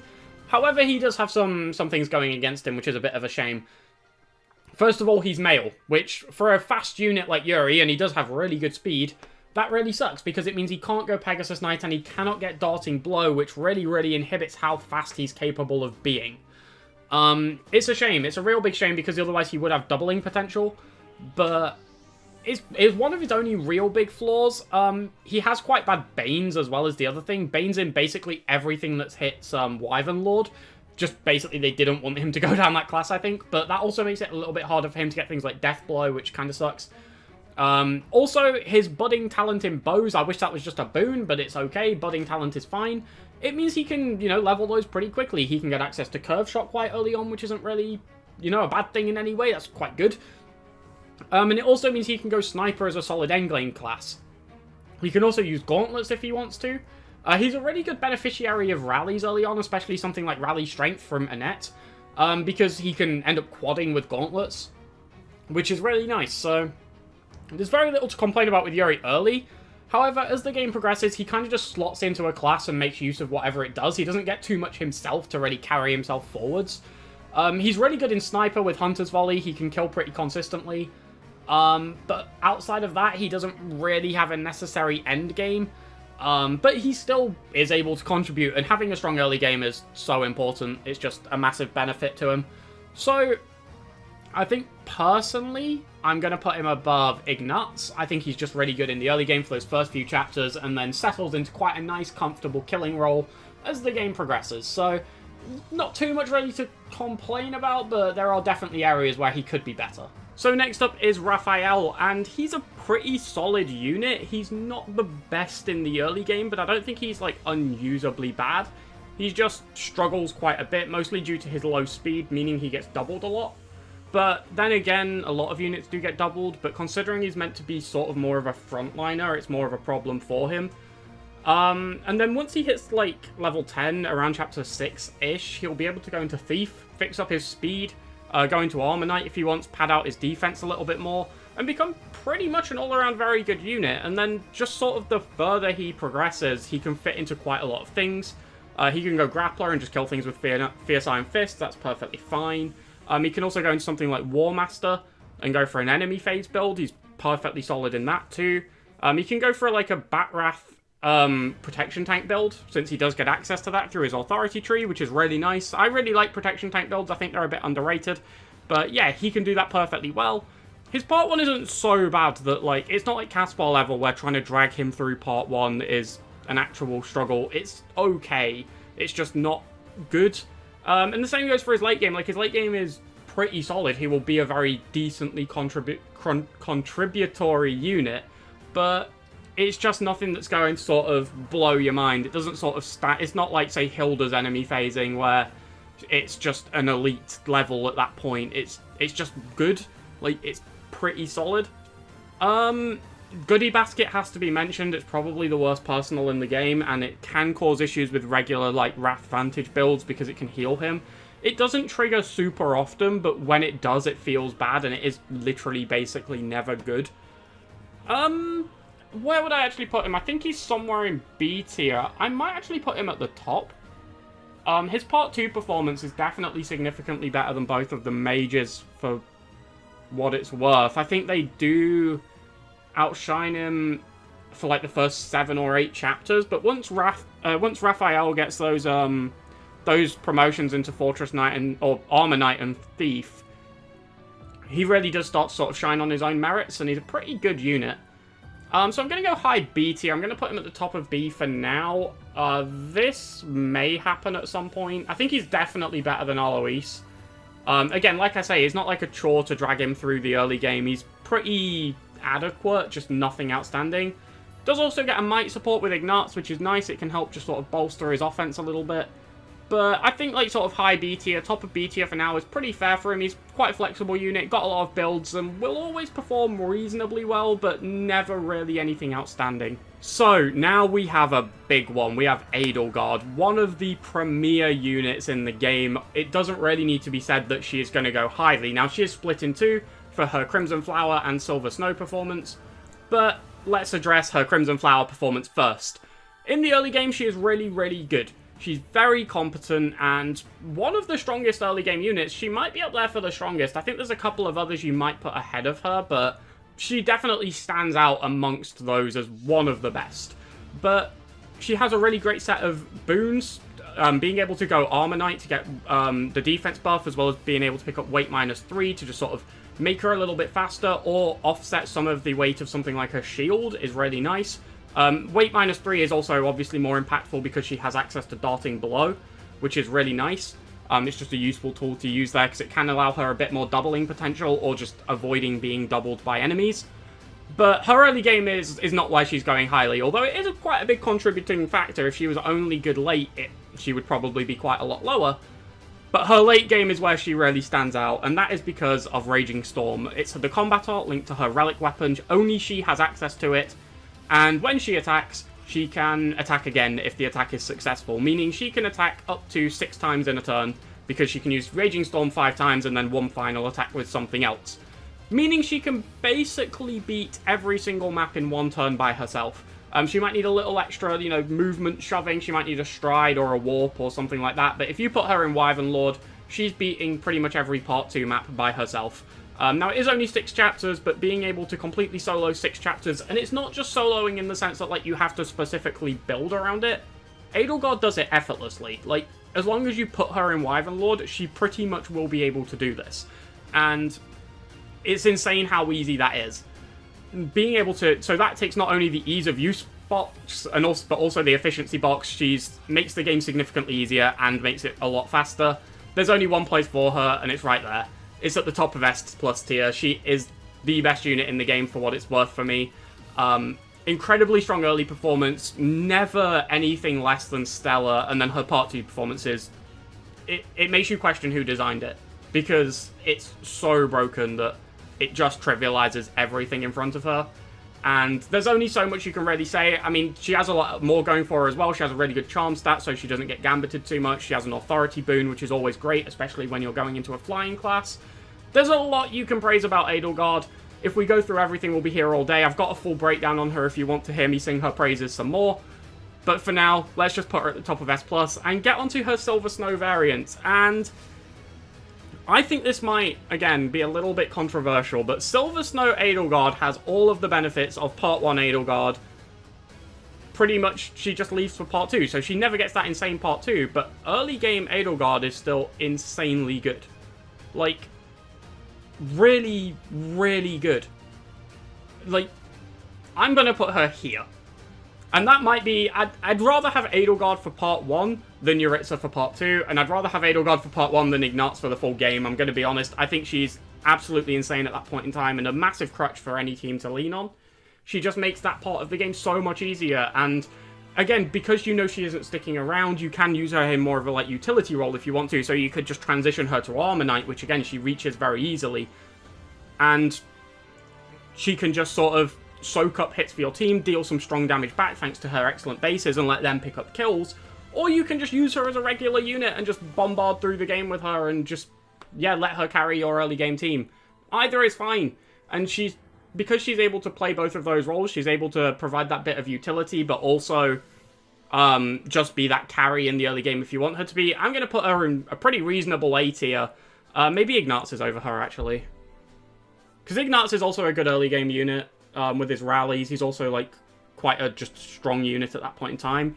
Edelgard's definitely more threatening, but then Ignatz has an entire Part 2 performance. Yeah, Ignatz is above Edelgard. I think that was a misread by me, but yeah, she's still going in A tier. I'd rather have Edelgard for Part 1 than Jeritza for Part 2, and I'd rather have Edelgard for Part 1 than any of these units.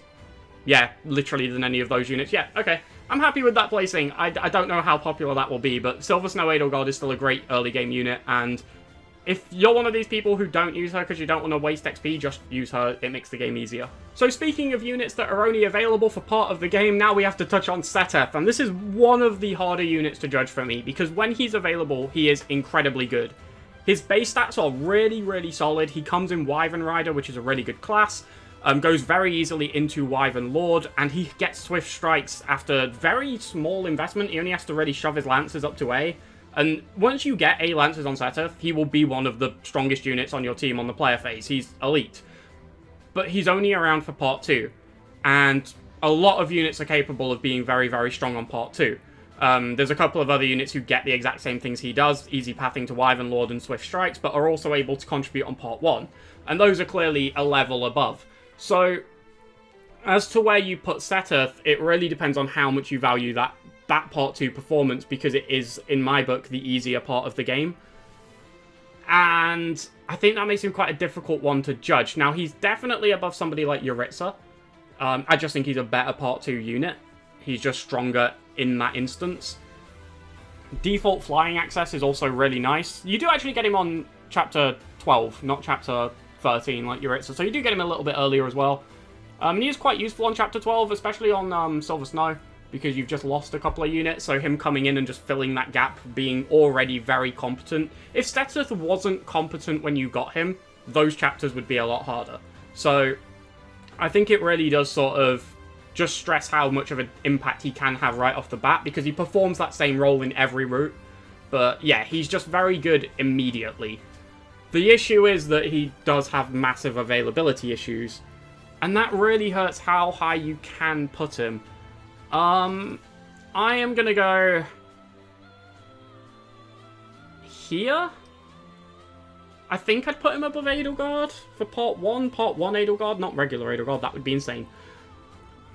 It really just is down to how much you value that part 2 performance, because you don't really have to do anything with Seteth.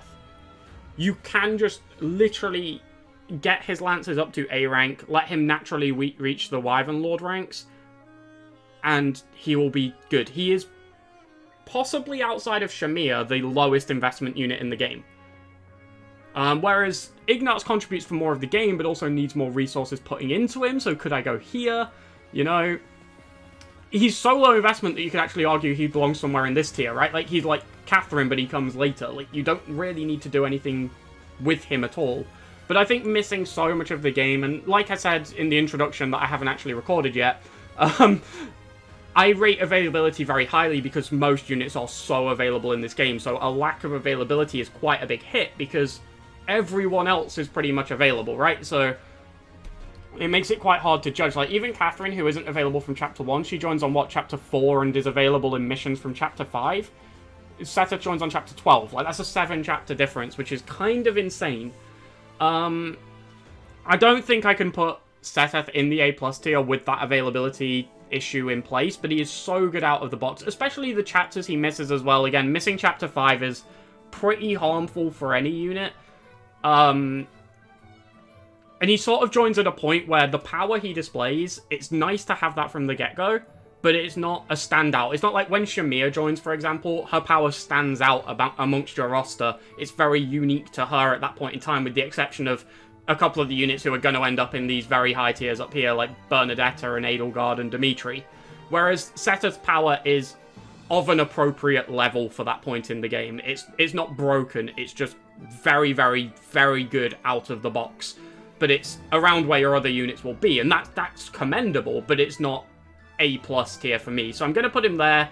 I think you could definitely make the argument that he goes above Ignatz or even Yuri, or maybe even into the A+ tier, but for me, I think the A tier, just above Crimson Flower, Edelgard, and Jeritza. This won't stay as the gap, by the way. Some more units will slot in here. But yeah, for now, that's where he's going to sit. Marianne is our next unit, and she is an odd one. She gets some decent tools from her magic trees, and she gets Frozen Lance, which gives her a really good damage output. The weird thing about Marianne is her sort of role in your team will change drastically partway through the game.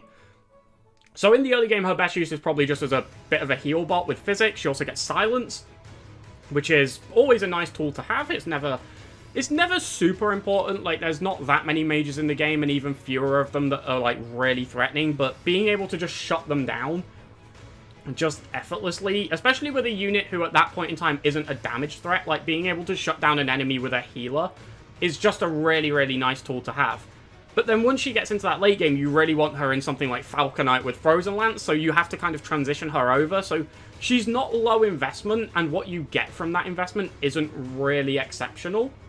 But it is good, and she is a consistent contributor. Like, she isn't like somebody who you have to... Like, she's useless until she gets Frozen Lance. Like, that's not the case at all. Her early game contribution is pretty valid. But it's her late game where she sort of starts hitting really hard with damage and can just contribute that little bit more to your team. She has, I don't want to say drawbacks, but she does sort of have mage problems, but she does have a way out of them. The one thing that she kind of has over someone like Hubert is the fact that she's female and therefore can access Falconite, which is actually fairly huge. It's late in the game, it's level 30, but it is nice. She can also go Paladin if you want her to, like before that. Her quote-unquote canon class is Holy Knight, but that's bad, so we don't consider it. You can also go something like Dark Flyer if you wanted to use Frozen Lance on a decently high move class, but still have access to her magic tree, which is fairly reasonable. I don't think her magic is anything exceptional, but it's passable enough. Things like Physic and Silence are, like, valuable enough that you may want access to them. And I think she gets Abraxas as well, which is a decently hard-hitting spell. But it's hard to rate her too highly when she requires quite a bit of attention, and the payback for it is just sort of okay. In the early game, I would definitely put her behind a unit like Hubert, and in the late game, I would put her behind a unit like Constance, because Rescue is just so much more valuable. So I think she's probably going to start to fill this gap between Alois and Hubert. The thing with Alois is she's just so much more effortless, and what you get in that late game is actually better. And Marianne's early game contributions aren't significant enough to really put her over him. So I'm going to put her behind Alois, but she's not a bad unit in any capacity. She will rarely ever be, like, taking up a spot on your team.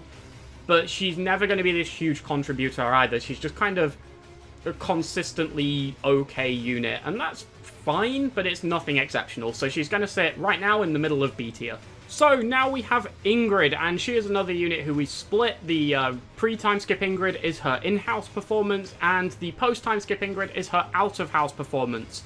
And the main reason for this is something we will get into shortly, but pre-time skip Ingrid, in-house Ingrid. So, she has fairly low bases and isn't too impressive early on. She gets base access to Tempest Lance, which is pretty nice, and she also has 2 in-house might supports with Sylvain and Felix, which, again, can help pad that out a little bit, but it's nothing that's really going to sort of, like, set her up for success. It's not the equivalent, for example, of Sylvain's personal ability, because it does take time to sort of build up to that, and from the get-go, you won't get any benefit from that. When you get those C supports, you'll get 1 extra might from each of them.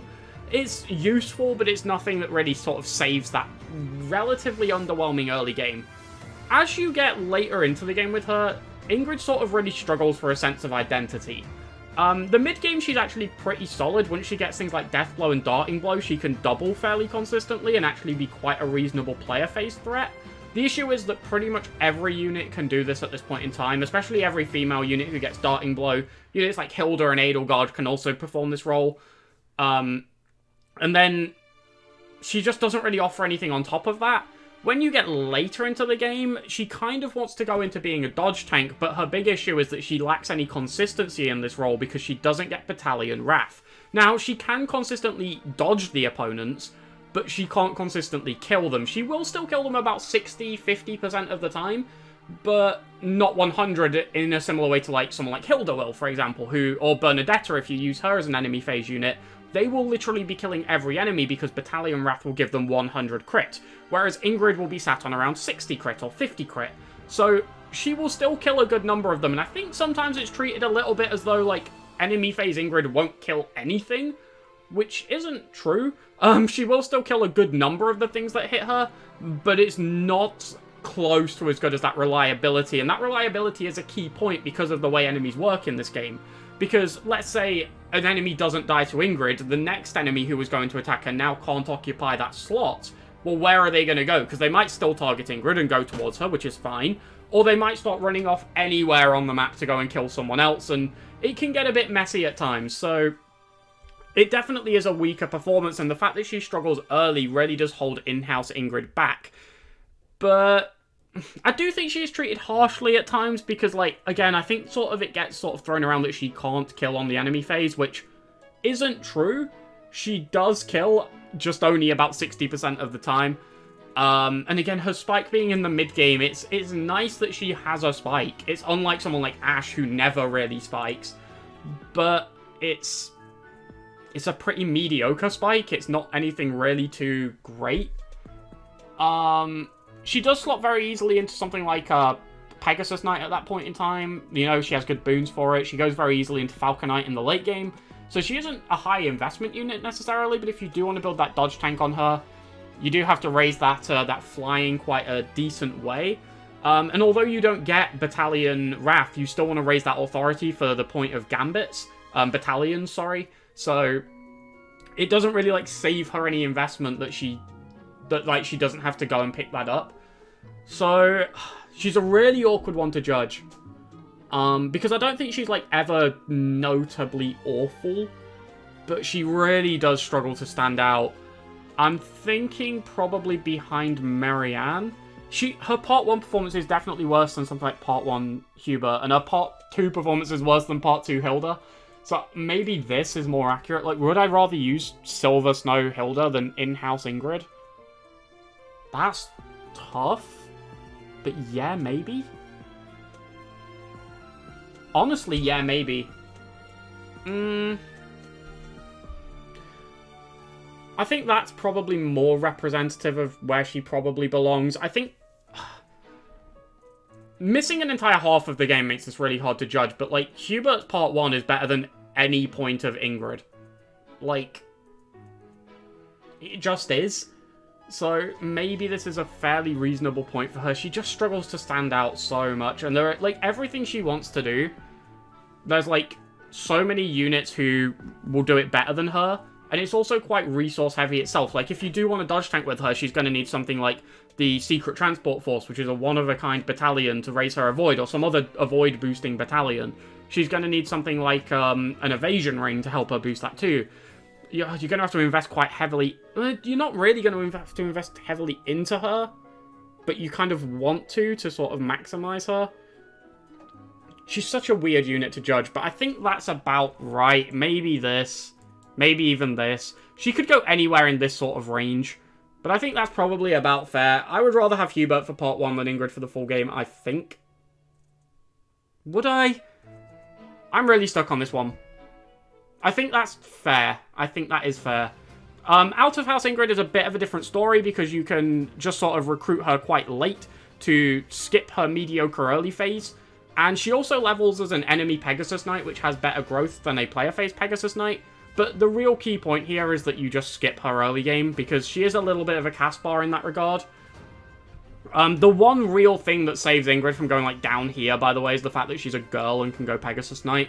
Because otherwise she would be a little bit of a Caspar, or even more closely an Ashe. Because they both really get very little to help them stand out, but being able to go Pegasus Knight and actually have a reasonable spike in that mid-game, even if it is like a shared spike with a lot of units, having that spike is still nice.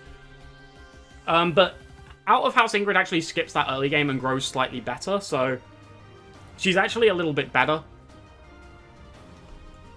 She also levels for free in, like, reasonably strong areas, so that investment is lowered.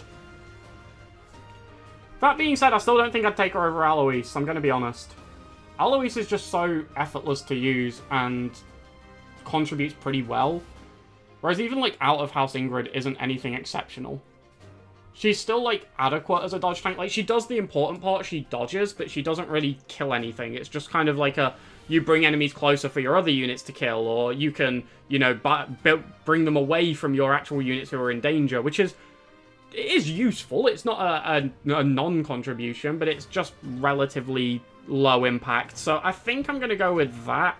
Although I think you could make the case for Ingrid being a little bit higher, like maybe around here, like out of house especially, maybe even in-house could go like here. But right now, I think that is probably a fair assessment of them. So now we have Gilbert, who is another unit who joins extremely late. He joins on Chapter 13 in the Blue Lions route. And unfortunately for Gilbert, unlike a unit such as Seteth, when Gilbert joins, he is nothing really exceptional, nor does he particularly have the capacity to become so. So even comparable to someone like Silver Snow Cyril, he doesn't even have that same high, even though Silver Snow Cyril does join particularly weak. He can at least develop into something very, very impactful. Now, when Gilbert joins, he isn't weak by any means. He's not terrible, but he isn't exceptional either, and pretty much any unit you could have gotten by this point will be notably better, or at least performing on a similar level. And when you're joining on Chapter 13, you need to be better than that to place really anywhere on this. So Gilbert is probably going to be, well, not really low, but quite low. He can perform okay in something like Paladin, but he takes a bit of effort to get in there. It takes a little bit of training, but it does improve his performance slightly, but whether or not that's worth the investment, I don't think so. I'm not overly familiar with Gilbert. Again, joining so late in the game in only one route and not being particularly good when he does join just means I don't really use him too often, but from when I have used him, he's never been anything too good, and looking at sort of like his abilities, his stats, and things like that, nothing really shows me that I'm missing out on anything. I think when he joins, having Gilbert join on Chapter 13 is probably still better than having to use Caspar early. I think this might be quite a fair placement for him. Hanneman is quite a similar unit in a way. Like, he joins quite late.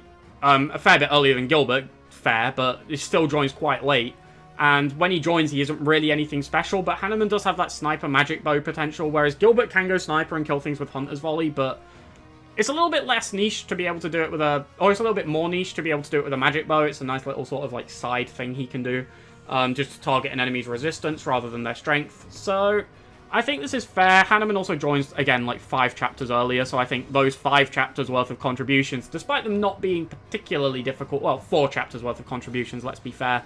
But yeah, despite them not being anything particularly exceptional, it's still better than not being there at all. So yeah, Gilbert's going to go there. He's a unit who I'm not super confident on my placing of, but I don't think he's going to wiggle around much from here. He's not overly impressive. And yeah, I think I'd rather have Hanneman from Chapter 8 than Gilbert from Chapter 13. So now we have a fun one. Now we have Leonie, an excellent unit. Very, very similar to a unit who we've already ranked, and that's Sylvain.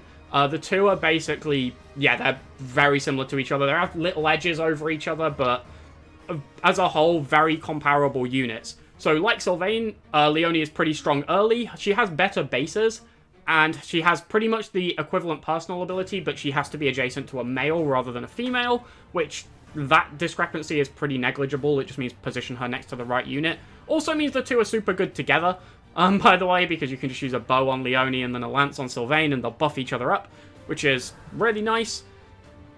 But instead of Swift Strikes, Leonie at A-rank bows gets Point Blank Volley, which is a bow-based equivalent.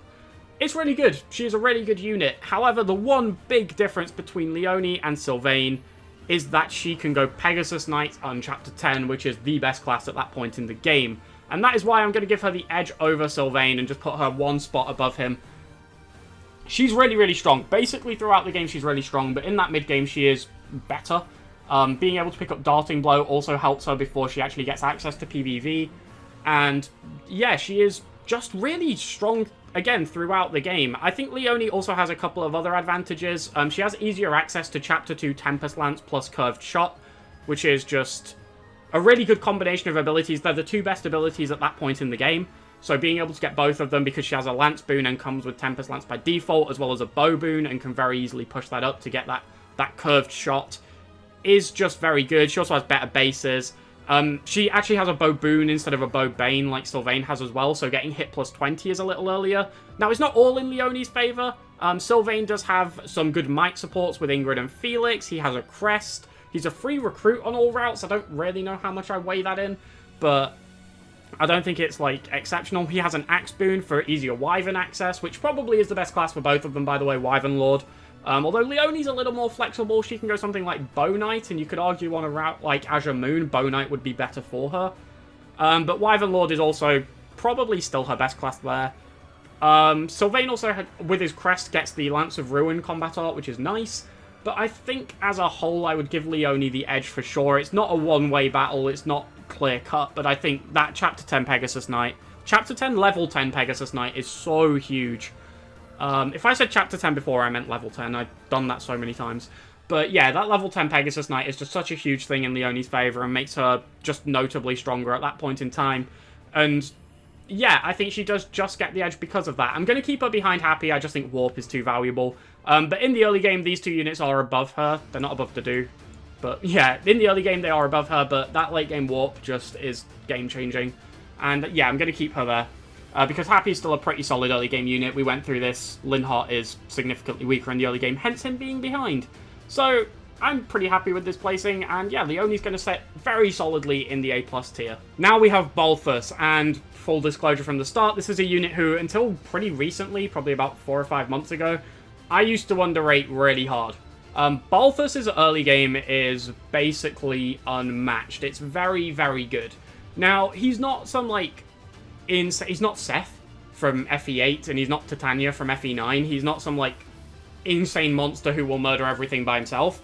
But what he outputs in the early game is something not a lot of units can do, and that's mostly due to A, his very good bases, and B, his personal ability, which when he's below 50% HP, gives him +6 defense and strength, which is absurdly good.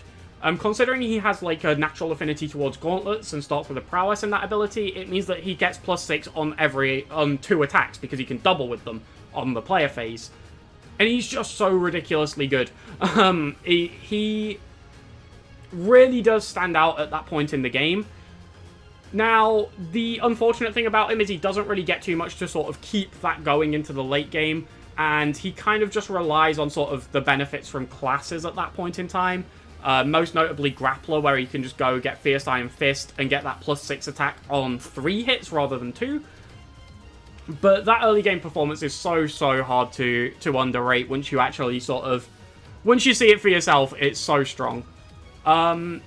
He is very arguably the best unit in the early game. Very arguably. To the point where I'd say that's actually probably just true. But his late game performance is nothing stellar. He doesn't get anything akin to, say, Swift Strike, Point Blank Volley, Vengeance even, that can just sort of really hit hard and take those enemies out. He's very much exploiting the Grappler class. And admittedly, yeah, he's doing it probably the best of anyone. But he isn't bringing a whole lot to the table himself. His personal does still remain relevant. Like, 6 strength and defense is always going to be a notable number. But it is a question of how much that strong early game carries him up the list. I think I'm going to put him above Cyril, but behind Sylvain and Leonie. Sylvain and Leonie's early game is worse than Balthus for sure. It's not really a contest.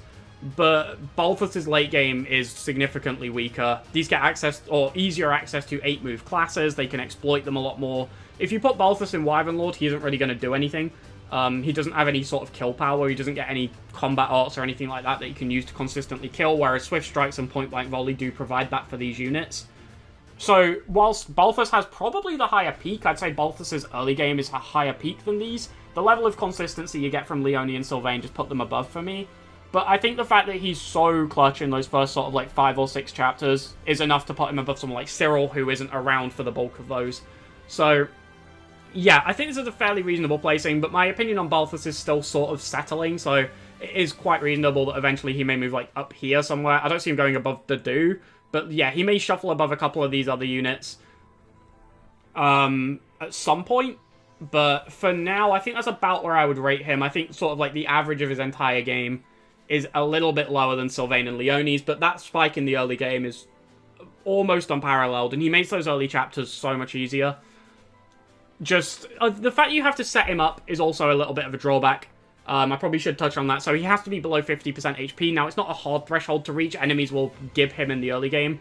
But I have had scenarios where I've been screwed over a little bit by him missing, or by the enemies missing him, which can be a bit annoying. It can make the maps actually notably harder because Balthus just misses out on a huge portion of his power in that scenario. So the fact that Leonie and Sylvain's personals, despite being a little bit, well, substantially weaker, they are a lot easier to set up and a lot more in control of the player. So I will say that I think this is a fair placing for Balthus.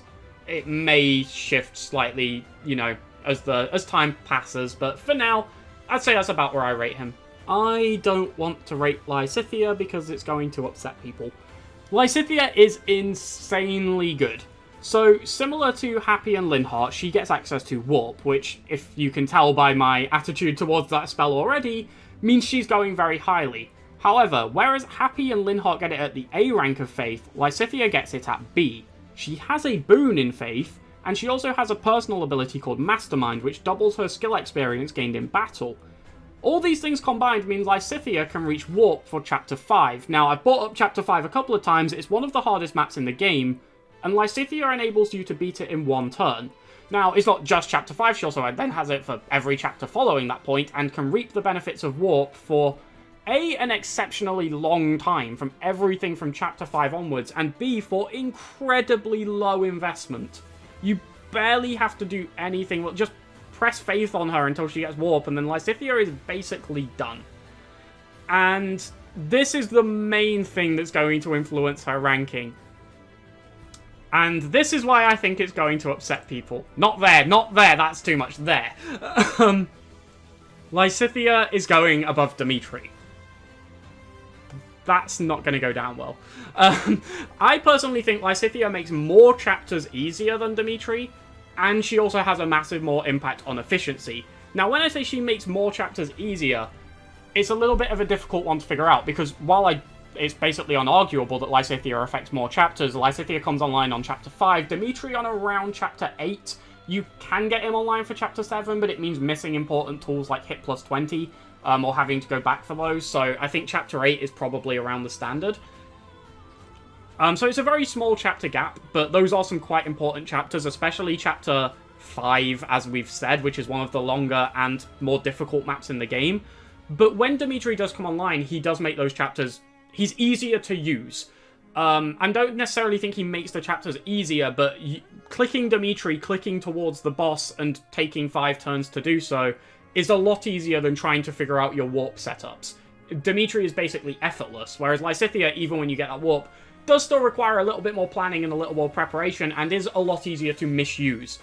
However, if you are playing somewhat optimally, they both make maps incredibly easy, but Lysithea just has that edge on efficiency. She basically lets you beat pretty much every map following, like, Chapter 5 in a minimal number of turns. She is ridiculously good. Warp is insane. She also has an incredible magic stat, so this is something which people harp on way too much, but her warp is slightly further than other units. She can transport them slightly further. It's not a huge difference maker. Pretty much any of her, Lysithea, her, Hapi, or Linhardt will be able to warp where you need to. But it is a nice little thing to have, especially if you're not playing for turn count. Being able to warp further can really help your enemy phase units. You can just position them slightly better. Warping Dimitri is basically really good if you're not playing for turn count, because you just throw him in the middle of all the enemies and they all die. But for me, yeah, in terms of like how much easier they make the game, Dimitri is easier to use, but if you're playing optimally, they both make the game pretty comparable amounts of easier. But in terms of efficiency, it has to go to Lysithea, because the things she does to this game just break it. There are also other aspects to Lysithea. She is not just a warp bot, but like her damage count and all of that stuff is not what's impacting her placing on this list. Not in the slightest. So I think... I mean, we can touch on them. She has a really good spell list. She gets Dark Spikes quite early at B rank Reason. She gets Hades. She gets Luna. These are all quite high kill power spells, so she can actually provide offensively too. Especially Luna in the late game can just pretty much nuke anything. It's one of the only magic, like, one of the only spells that can actually consistently kill. So her having that is actually quite beneficial. It gives her something to do after she's warped if you aren't just ending the map on turn 1. But yeah, the reason why she's in S+ is not because of any of those things. It's because of warp. And the reason she's not above Edelgard is because, although she does affect more maps, Edelgard is a lot more independent and also has very high one-turn potential, has very high impacts on efficiency, but Lysithea requires other units. You have to warp another unit to kill the boss. Now, there are a lot of candidates for who can do that. You can use basically any of these combat units down here. Anyone like Sylvain, Leonie, Shamir, Dedue, Bernedetta, any of those. They can all be used to kill the boss, so it's not like you'll have to be super picky. But she enables all of those units to just one-round maps, and being able to do that for so long, so easily, is just something I can't really rate any lower than this. I think a lot of people would probably put Lysithea sort of more towards the bottom of S, but turn count is something I value quite highly. If you don't value turn count highly, like putting her like down here with a couple of other units in here, absolutely valid. But because it is something I take into account quite heavily, I think I have to put her, yeah, there. I think even that could be reasonable, but no, I think it's this. If I wanted to be really controversial, I think this is closer to happening than this. But for now, that's not a debate I'm willing to have. I'm going to go with that. So, yeah, Lysithea is sitting above Dimitri. Warp is insane. Now we have Ferdinand, and he's an odd unit. Now, again, he's split into two because it's not even really a performance difference. It's one specific attribute of him, and that's his out-of-house recruit requirements.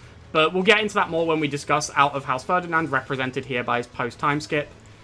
As for his in-house performance, he's pretty mediocre early. He has very similar bases to Sylvain, but without the personal ability to really supplement them.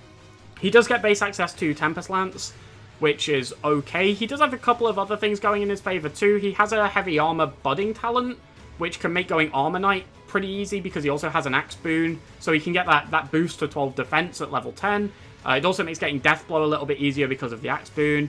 And he doesn't have the Bow Bane, which means he can get hit plus 20. He's neutral in bows. He actually has no Banes at all, which is reasonably okay, but it only matters to the extent that, things you actually want to go into. So, the big selling point of him is that he gets Swift Strikes at A Lancers. Now, this is an incredibly strong ability, and once he reaches this point, which will be around Chapter 8, Chapter 9, probably somewhere in that ballpark, he's going to be really good. He's going to be a really solid unit, but before he gets that, it really is, it's probably the biggest individual spike of any student. I will say that because I just remembered Cyril. But yeah, getting Swift Strikes is a huge spike for Ferdinand, and that's not necessarily because the high is so high, it's because the low it's pretty low. His early game performance is comparable to someone like Ingrid, but then he's basically Ingrid if Ingrid got a really strong tool to actually carry her onwards. Unfortunately, being male, he doesn't get access to Pegasus Knight, which is a little bit disappointing. But he is still very solid in that late game. It's just getting him there is kind of annoying. So I think in terms of placement, it's which side of Seteth do I put him? Because whilst he comes online before Seteth does, but he is a bit of a Caspar in the sense that you have to drag him through those early chapters. Although it's not like he's, non-functional. He's, okay. Yeah, he's not, awful in the early game. He's underwhelming. He's not good. But he's okay in the early game, and I think, getting Swift Strikes by, Chapter 8, Chapter 9, a couple of chapters before Seteth joins is notable. He can, again, go really easily into something like Wyvern Lord to get Flight. So, I think he's fairly reasonable to put around here in A. Above sort of the units that are only around for half the game, but I can't put him above someone like Ignatz, because Ignatz's Part 1 performance, or, pre-Swift Strikes performance, is just so much better, and Ferdinand really is quite generic at this point. He's not underwhelming. He is underwhelming, but he's not, unusable.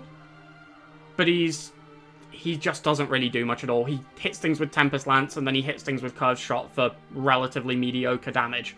It's just nothing that's really going to stand out. His personal ability is also annoying. So it gives him Hit and Avoid when he's at full health. The issue is that the way that level ups work in Fire Emblem, when you gain health, you don't get that point of health, so he becomes not full health.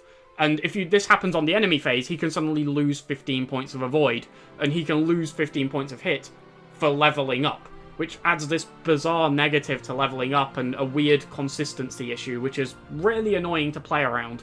So that doesn't really... it affects him to a degree, it not being permanent and having an uncontrollable condition is frustrating, but it's not a huge swing for him. I'm going to keep him above Seteth. Now, Out of House Ferdinand has the worst recruit requirements in the game, so there are two key things that play into this. The first is that you cannot get his B supports in Part 1. You can only recruit units in Part 1. Now, every unit can be automatically recruited if you get a B support with them, or every student can. Except for a couple that can't reach their B supports in Part 1. Caspar is one, Ferdinand is another. And the other thing is his actual requirements. Now, every unit has two sort of metrics that you can raise to be able to recruit them. It's normally a stat and a skill. Ferdinand's skill is Heavy Armor. This is the hardest stat or hardest skill in the game to raise, because there are only two people who tutor it, Alois and Gilbert. Gilbert doesn't show up until Chapter 5. On Chapter 5, Alois isn't present, so you can only tutor it once per week until Chapter 6, which is kind of insane. It makes leveling it very, very slow. It also means you have to just constantly just be leveling Heavy Armor at a time when your training points are relatively limited, your exploration points. Activity points, that's the words I'm looking for. Yeah, when they're relatively limited, you have to keep sinking them into Heavy Armor, which isn't overly useful for Byleth. It's not destructive. It can let her reach things like weight -3, or maybe class into Heavy, or into Armor Knight herself, but it's not ideal. Especially considering at this point, Byleth has other things they want to be training, like lances and axes and bows. And on top of that, Gilbert and Alois both have better things they can tutor, and tutors can only tutor once per week. So you're having to spend things that you could be using on other areas on Heavy Armor to be able to recruit Ferdinand. In terms of performance, he's actually arguably better because he misses that bad early game. But I genuinely just don't think you should ever be recruiting Ferdinand out of house. It's such a detriment to your entire team that, I don't know where to put him. like, here? I genuinely don't know, because I don't think you should ever use him out of house, which maybe means he should go, like, here. But if you did recruit him, he would be functionally fine, but it's such a detriment to your whole team. I'll put him below Lorenz and higher than Hanneman. I don't know. This one could, frankly, go anywhere that's down here, but that will do. It's more about the points being made than his actual placing for this one. But yeah, out of house Ferdinand, don't recruit him. He's bad. He's not bad. It's just recruiting him is bad for your team. So now we have the Byleths, and I'm going to go over them in general before we split off into what separates them, because Byleth is an odd unit. They lack a lot of the tools that really normally make units in the high tiers. They don't have any of the good combat arts like Swift Strikes, or Point Blank Volley, or Vengeance. They don't really have any of the really good abilities, something like Battalion Wrath, and they don't really have any good spells, something like Warp, which is a lot of what sort of these units up here really do get. So why are they going to go highly on this list? Well, first of all, it's bases. They're very strong at a point in time when no one else really is, which is a very valuable asset to have, especially with them being sort of so clutch in that early game, and part of this is because they also grow very quickly because of their personal ability. Byleth's personal ability gives 1.2 times XP to themselves and any adjacent units, and this is what really breaks them. If you're using this properly, you can use it to give an extra 20% XP to 3, 4, 5, 6, 7 units every turn very, very consistently, including Byleth themselves. If I say herself, I usually use female Byleth, so that's why. That might spoil which one's going to go higher on the list, but never mind. It's really, really strong. It helps units accelerate their class growth, especially so quickly. They can just get into those stronger classes so much faster, and if you're getting into those classes faster, you're mastering them faster, which can be really huge for those developmental classes, things like Archer and Brigand. And I feel like a lot of the time when people say that they're struggling to master all these classes from level 10 to 20, part of it is because they aren't getting into them early enough. And I think a lot of that comes down to your Byleth positioning. You have to make sure you're using that personal ability to its fullest, because it is a huge help. I mean, 20% extra XP on combat is really nice, and it can really help just level things up faster. Now, outside of that, Byleth does get a couple of things extra. They get a support with every single unit in the game, except for Anna, who doesn't have any supports. Now, I don't remember if I mentioned that, but Anna doesn't get any supports. It won't move her at all. But yeah, they get a support with every single unit in the game, and beyond that, all of those supports can reach A rank, which is really huge for linked attacks. It means they can get a linked attack from anyone, and all of those linked attacks have the capacity to be very, very good. The monastery activities also mean that their supports will grow faster than most of the units will grow with each other, because they will be participating in them with everyone, which is just an incredibly nice little perk to have. They also have 5 might supports. Now, they can only ever make use of 3 at once, outside of, like, the DLC, I guess, but, like, yeah, they have might supports with the 3 lords, as well as being able to have a might support with Flane and also Yuri, which can really help just amp up their damage again, especially with all of those supports being able to reach the A rank. So it's really hard to sort of complain about any of that. The one big thing that they do kind of get, which is really nice, which is Wind Sweep. Now, they get it at A swords as opposed to Yuri, who gets it at C or C+, I think. But even though it comes kind of late, it's a very useful boss, like, sort of damaging tool to sort of set them up to be killed by other things. It's nice to have. Now, one thing that does kind of go against them is actually their big iconic thing, which is the Crest of Flames. This healing Byleth at seemingly random times makes it really awkward to use enemy phase builds on them. Notably Wrath Vantage especially, because you just don't know when you're going to get healed and maybe pushed over that threshold and then maybe killed, which forces a Divine Pulse or forces you to restart the level in the worst case scenario. Now, as for which is better, I think female Byleth is going to rank slightly higher. Male Byleth is going to sit below Bernedetta, and female Byleth is going to sit above Bernedetta. The main thing to this is level 10 Pegasus Knight. Level 10, I said it right. For a second, I was so used to saying it wrong, I thought I said it wrong. But no, level 10 Pegasus Knight is the main reason why. Firstly, it's just the best class from an actual performance perspective at this point in time. But also, access to Canto and Flight at this point in time, as well as the 6th move, makes it a lot easier to position around Professor's Guidance, Byleth's personal. So, being able to do that at this point is just so clutch for Byleth. Now, in terms of builds, male Byleth does have some slight advantages. His boons slightly help him towards going things like Grappler or War Master, where he can perform very effectively. But the unit's actual individual performance is not the reason Byleth is so good. It's their impact on the team as a whole, and how much they can make every unit better. So, it is kind of like sort of weird to look at Byleth and place them this highly, because most of the tools that really make units stand out are things they don't get. I guess the other key thing to note is that like actually training Byleth's skills is really weird because you have to do it in the monastery with activity points, as was alluded to when we talked about Ferdinand. But this can actually be quite beneficial. It can enable them to level it quite quickly, multiple times, sort of, even when you don't have those tutoring sessions, you just have exploration weeks. You can still train Byleth's skills, which can be quite nice, but it does come at the cost of other things, but then all tutoring does because it comes at the cost of tutoring other units. It's really weird to try and, like, quantify which one's better, but I don't think it's a huge detriment. You just have to plan around it. So now we have Felix. Now, I'll give a disclaimer. Felix is my favorite unit in the game, and also one of my favorite characters in the game, so just a quick bias disclaimer. I will say that also applies to like Petra and Hapi and maybe Shamir. But if anything, I've underrated Shamir, and Petra hasn't been ranked yet, so those are not really relevant. Hapi, maybe, I'm not sure. But yeah, Felix is a very, very good early game unit. Now, currently, he is kind of one of the units who I guess people are sort of kind of to reassess and rejudge where they think he actually belongs. There's kind of like this ongoing train of thought that he's been a little bit overrated in the past, and I can certainly see where this comes from. He's very strong early thanks to his personal ability and his strong bases, as well as the crest of Fraldarius, which I feel like people don't maybe talk about as much as they should. His personal ability gives him an extra 5 damage when he doesn't have a battalion equipped.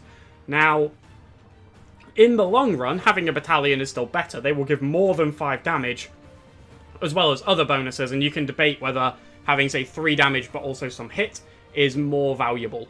So, that is one reason why sort of, like, his personal in the late game, he doesn't have one. He literally lacks a personal. But in the early game, this 5 damage is better than a lot of gambits you can give it, a lot of battalions you can give him. And it adds to his damage quite a lot, especially with his base strength and his sort of natural affinity towards gauntlets, making getting prowesses on them very easy. Means that you can just give him gauntlets, take advantage of that strength boost on everything, and again with gauntlets it increases the chance for the crest of Fraldarius to proc, which is a 40% chance to gain 5 damage on every attack. So obviously if you use this in a double, like you will do with gauntlets, this means it will have a 64% chance to activate once, giving him an extra 5 damage, which is really nice. Now, he does have his drawbacks, and the biggest one of those is his late game. Now, his late game is not bad. His late game is just similar to Balthus, really. It's taking advantage of classes. He doesn't really bring anything to them himself. He doesn't really get any really good tools that he can really pump into them. He can reach them very easily because he has a boon in brawling and a boon in bows, meaning he can very easily just go into sniper or grappler and contribute very, very effectively. But it's not something like, say, Hilda getting Batwrath and flying, or Cyril getting Vengeance, or Sylvain getting Swift Strikes. And his early game performance is good, but let's be clear here, it's not on the level of someone like Balthus, and I wouldn't really say it's on the level of someone like Sylvain or Leonie. It's debatable, maybe it is around here.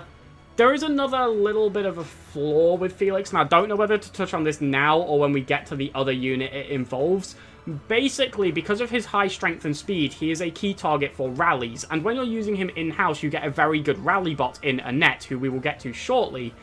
But essentially, I think sometimes a lot of the strength that Annette can give Felix with rallies gets just attributed to Felix. And I think it's part of the reason why he gets such a high regard, despite the fact that when you actually look at what he gets early game, it's not necessarily anything incredible. It's very good, but it's not elite. So, it's really weird to judge him. Now, I also have to talk about enemy phase Felix. You can run Wrath Vantage on Felix, and it's completely fine, but for some reason, a lot of people consider him a really good enemy phase unit in the endgame. He's literally the most bog-standard enemy phase unit you could get. He's adequate. He's good. He's fine. It's nothing exceptional. If you need an extra enemy phase unit, you can absolutely use Felix, but there are by far better options, and yeah, it's nothing that really stands out. He takes advantage of a lot of classes really well, and he doesn't really have a hard time reaching anything that you would want to put him in. One thing he does have a hard time reaching is good authority ranks, because he has an authority bane, and that actually is impactful, because it means not only, like, it kind of makes his personal ability a little better in a weird way, because it means that, like, he can just at least take advantage of that while he's waiting to get good battalions, but I'd rather he just didn't have an issue reaching good battalions. In terms of where he goes, I'm going to put him at the top of A tier above Yuri. And this pains me. I want to put him in A+. But I don't think I can. One thing that maybe is to note, but I, like, because of the sort of criteria which I'm tiering these units on, but I do think it's important to mention, Felix is incredibly easy to use. Even compared to some of the units in A+, you will basically never have a bad Felix. He will always find a way to contribute. Even if you put him in a class like, say, Wyvern Lord, which I wouldn't say is amongst his best, he will still contribute very well. He's still a very, like, hard-hitting unit who has a reasonable chance of doubling. Again, he's held back by being male because he can't get Darting Blow. But he still has that reasonable chance of it. But I can't in good faith put him in A+, because I just don't think he has the late game tools that these other units do. And his early game isn't on the level of someone like Balthus, who has that similar issue of just not bringing much to the late game, but his early game is a lot better. So for me personally, I think putting him at the top of A above the likes of Yuri and Ignatz is fair, because he functions in a very similar way to these two units, to be honest. He's got significant contributions in the early game, and he does bring a lot to a team at that point in time, but when you're trying to take him forward from that, he's very standard, he's very much average. Now we have Dorothea, and this is a unit who I think is really easy to underrate, but actually, at the core of it, she's actually pretty okay. I don't think she's anything outstanding. Essentially, she doesn't get any incredibly good tools, but she gets a lot that's pretty good. And I think all in all, it makes her better than she necessarily would seem to be at a first glance. So one thing I do want to talk about in a reasonable amount of detail is actually her personal ability, because I think this is reasonably underrated. I think it's really good for players who are trying to play slow, and it's really good for players who are trying to play fast. If you're trying to play slow, you can literally just keep ending turn and use this to top up your entire team completely for free. It's obvious why that's good. If you're trying to play fast, this heals your units without using an action, so you can still attack with everyone, and then get a little bit of a heal. Now, it's not a very big heal, but just being able to get stuff for free when you're trying to play quickly with no action needed is fairly huge. Because the biggest issue about using a vulnerary or using heal isn't that it costs one spellcast or that it costs one vulnerary, it's that it costs that unit's turn. And Dorothea's heal doesn't really have that impact at all. Now, it can be problematic if you're positioning her next to units who, like, don't want to be healed. For example, let's say you've got Bernedetta, and you don't want to heal her up to full because it would disactivate her personal ability, or you don't want to heal a Vengeance unit, or a Wrath Vantage unit, or something like that. But if that's happening, it's the fault of the player. Like, it's not like Fortify, where it's some astronomical range, where, like, it's very hard to be out of it, or you have to go massively out of your way to avoid it. Just don't stand next to Dorothea. And the other thing here is it can actually be quite useful for those units too, and I think this is something which again is a little bit overlooked.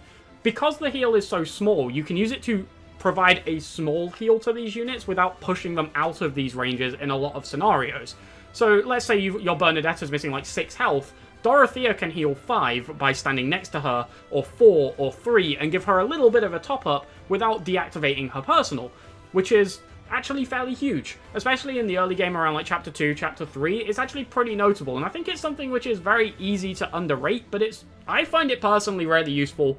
Anything that happens for free, like without consuming a turn, is always going to be a positive in my book, and while I do see the drawbacks around like enemy phase units or something you have to play around at certain points, it's incredibly easy to play around. It's being next to a unit. It's not the equivalent of Fortify where you have to be out of like a 10-tile like hexagon range or something ridiculous like that. It's very easy to just not be in there. Outside of that, she gets a lot of other good early game tools too. She gets access to Thorin at a pretty decent level, which is a reasonably good 1/3 range spell. She gets access to Physic reasonably early. Now, she does have to fight through a Bane initially to get there, but it is a budding talent, so it will turn into a boon once you tutor her in it 12 times. But you'd rather that was just a boon or even just a neutral, because Physic is really the only thing from that tree that she wants. But it's still good that she gets access to Physic. It's like a nice, again, it's a nice little tool similar to Thorin, similar to her personal. It's just a lot of little things. One thing that she does get that is really nice is Rally Charm. She gets it at D Authority, I believe. This can be huge in the early game. It will basically mean that every unit is getting the full 30 hit bonus from Charm whenever they use a Gambit if you use that on her. So it's a really nice thing to have, and it can really help pad out a lot of your units who have struggling Charm in the early game, where getting that full 30 hit boost can be quite difficult. So I think all in all, Dorothea actually has quite a lot going for her. Now, one thing to mention is also Meteor, which she gets in the late game at A reason. And it's good. I mean, Meteor's a really, really good spell.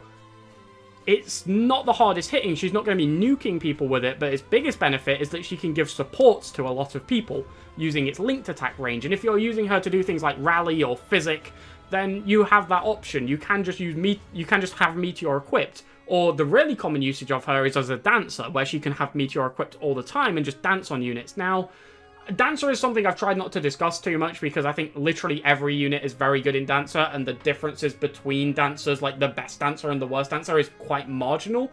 But for what it's worth, Dorothea is the best Dancer, probably in the game, especially in the Black Eagles. Now, her support list is actually something that's worth talking about. She gets supports with, obviously, all of the Black Eagles, but also other units like Sylvain and Felix and Yuri, who, you can look at this list, they're pretty decently ranked. Like, she gets a decent number of units in those support lists, and with the exception of Bernedetta and Ingrid, all of her supports can go up to the A rank, which is really nice. She has a might support with Manuela, but we'll get into that in a bit. It's not hugely impactful. But I think all in all, I'm going to put Dorothea at the top of C tier. I don't quite think I can put her into B, but I think she's a unit who's quite easy to go. She doesn't get anything too good. Let's just put her, like, here. Or here. But, like, I think she's better than that. I think she warrants being, like, around the top of C tier. Maybe bottom of B. I think you could make that case. I actually think that's quite reasonable. I think she's a notable amount more contributing than Lorenz. So, yeah, I'm going to put her at the bottom of B tier. I think there is actually a notable gap there. And I think that's a pretty okay placing. So, oh, one thing I didn't mention is she gets Hexblade, which is just a decent damage tool for her. But yeah, all in all, she's okay. She's awkward to use in the early game because of her limited thunder casts, making it hard to level her up and get her out of the common and noble debuff. But it's nothing really game ruining, and she does have other things she can do, like rally at this point in time, so it's not the end of the world. So, Manuela, this is basically the question of how hard can Warp carry a unit, because it's really all she's got going for her. She gets Warp, she gets it pretty easily, but she doesn't join until Chapter 8. She just needs to raise her faith a little and she'll be able to have access to that. But it really is, like, the only aspect of her kit, and some aspects of her kit, such as her Reasonbane, really just seem like they're trying to hold her back. The Reasonbane makes it really hard for her to hit Grimoire, so she'll mostly just level up to 20, sit in Bishop, and warp things a couple of times a map. And that's really it. She doesn't have a great magic stat, so her warp range is also pretty low, but even like a 3 or 4 tile warp is pretty useful. Like, it's still a solid tool to have. And personally, again, this might just be me valuing warp higher than a lot of people. I'm going to put her above the out-of-house units over here and above Dorothea, just behind Ingrid. I think this is a fairly reasonable placement. For me, the thing is, she's incredibly low investment. You can literally just leave her untouched, and then when your roster expands as you get later into the game to 11 and 12 units, you put in Manuela and you have an extra warp. And the fact that she's so, like, consistently useful and you don't have to touch her, for me, means she can just go bottom of B, and then when she is deployed on those maps, she can warp a couple of units, and that's a good thing. It's very helpful towards clearing levels. And yeah, if you're asking me who I would rather have, like Manuela or like Out of House Catherine, or like Silver Snow Catherine, Silver Snow Hilda, Silver Snow Cyril, I'm going to take Manuela, I think. So for me, she's just like a low B tier unit. She has contributions, but they're fairly minimal, but they're also fairly effortless. She's a really weird one to judge, but I think that's fairly acceptable placing for Manuela. Flayn is up next, and again, a unit who's split into two. This is for her Crimson Flower performance, and I'm just going to get this one out of the way because I don't want to waste time talking about it. Crimson Flower Flayn goes there, don't use her.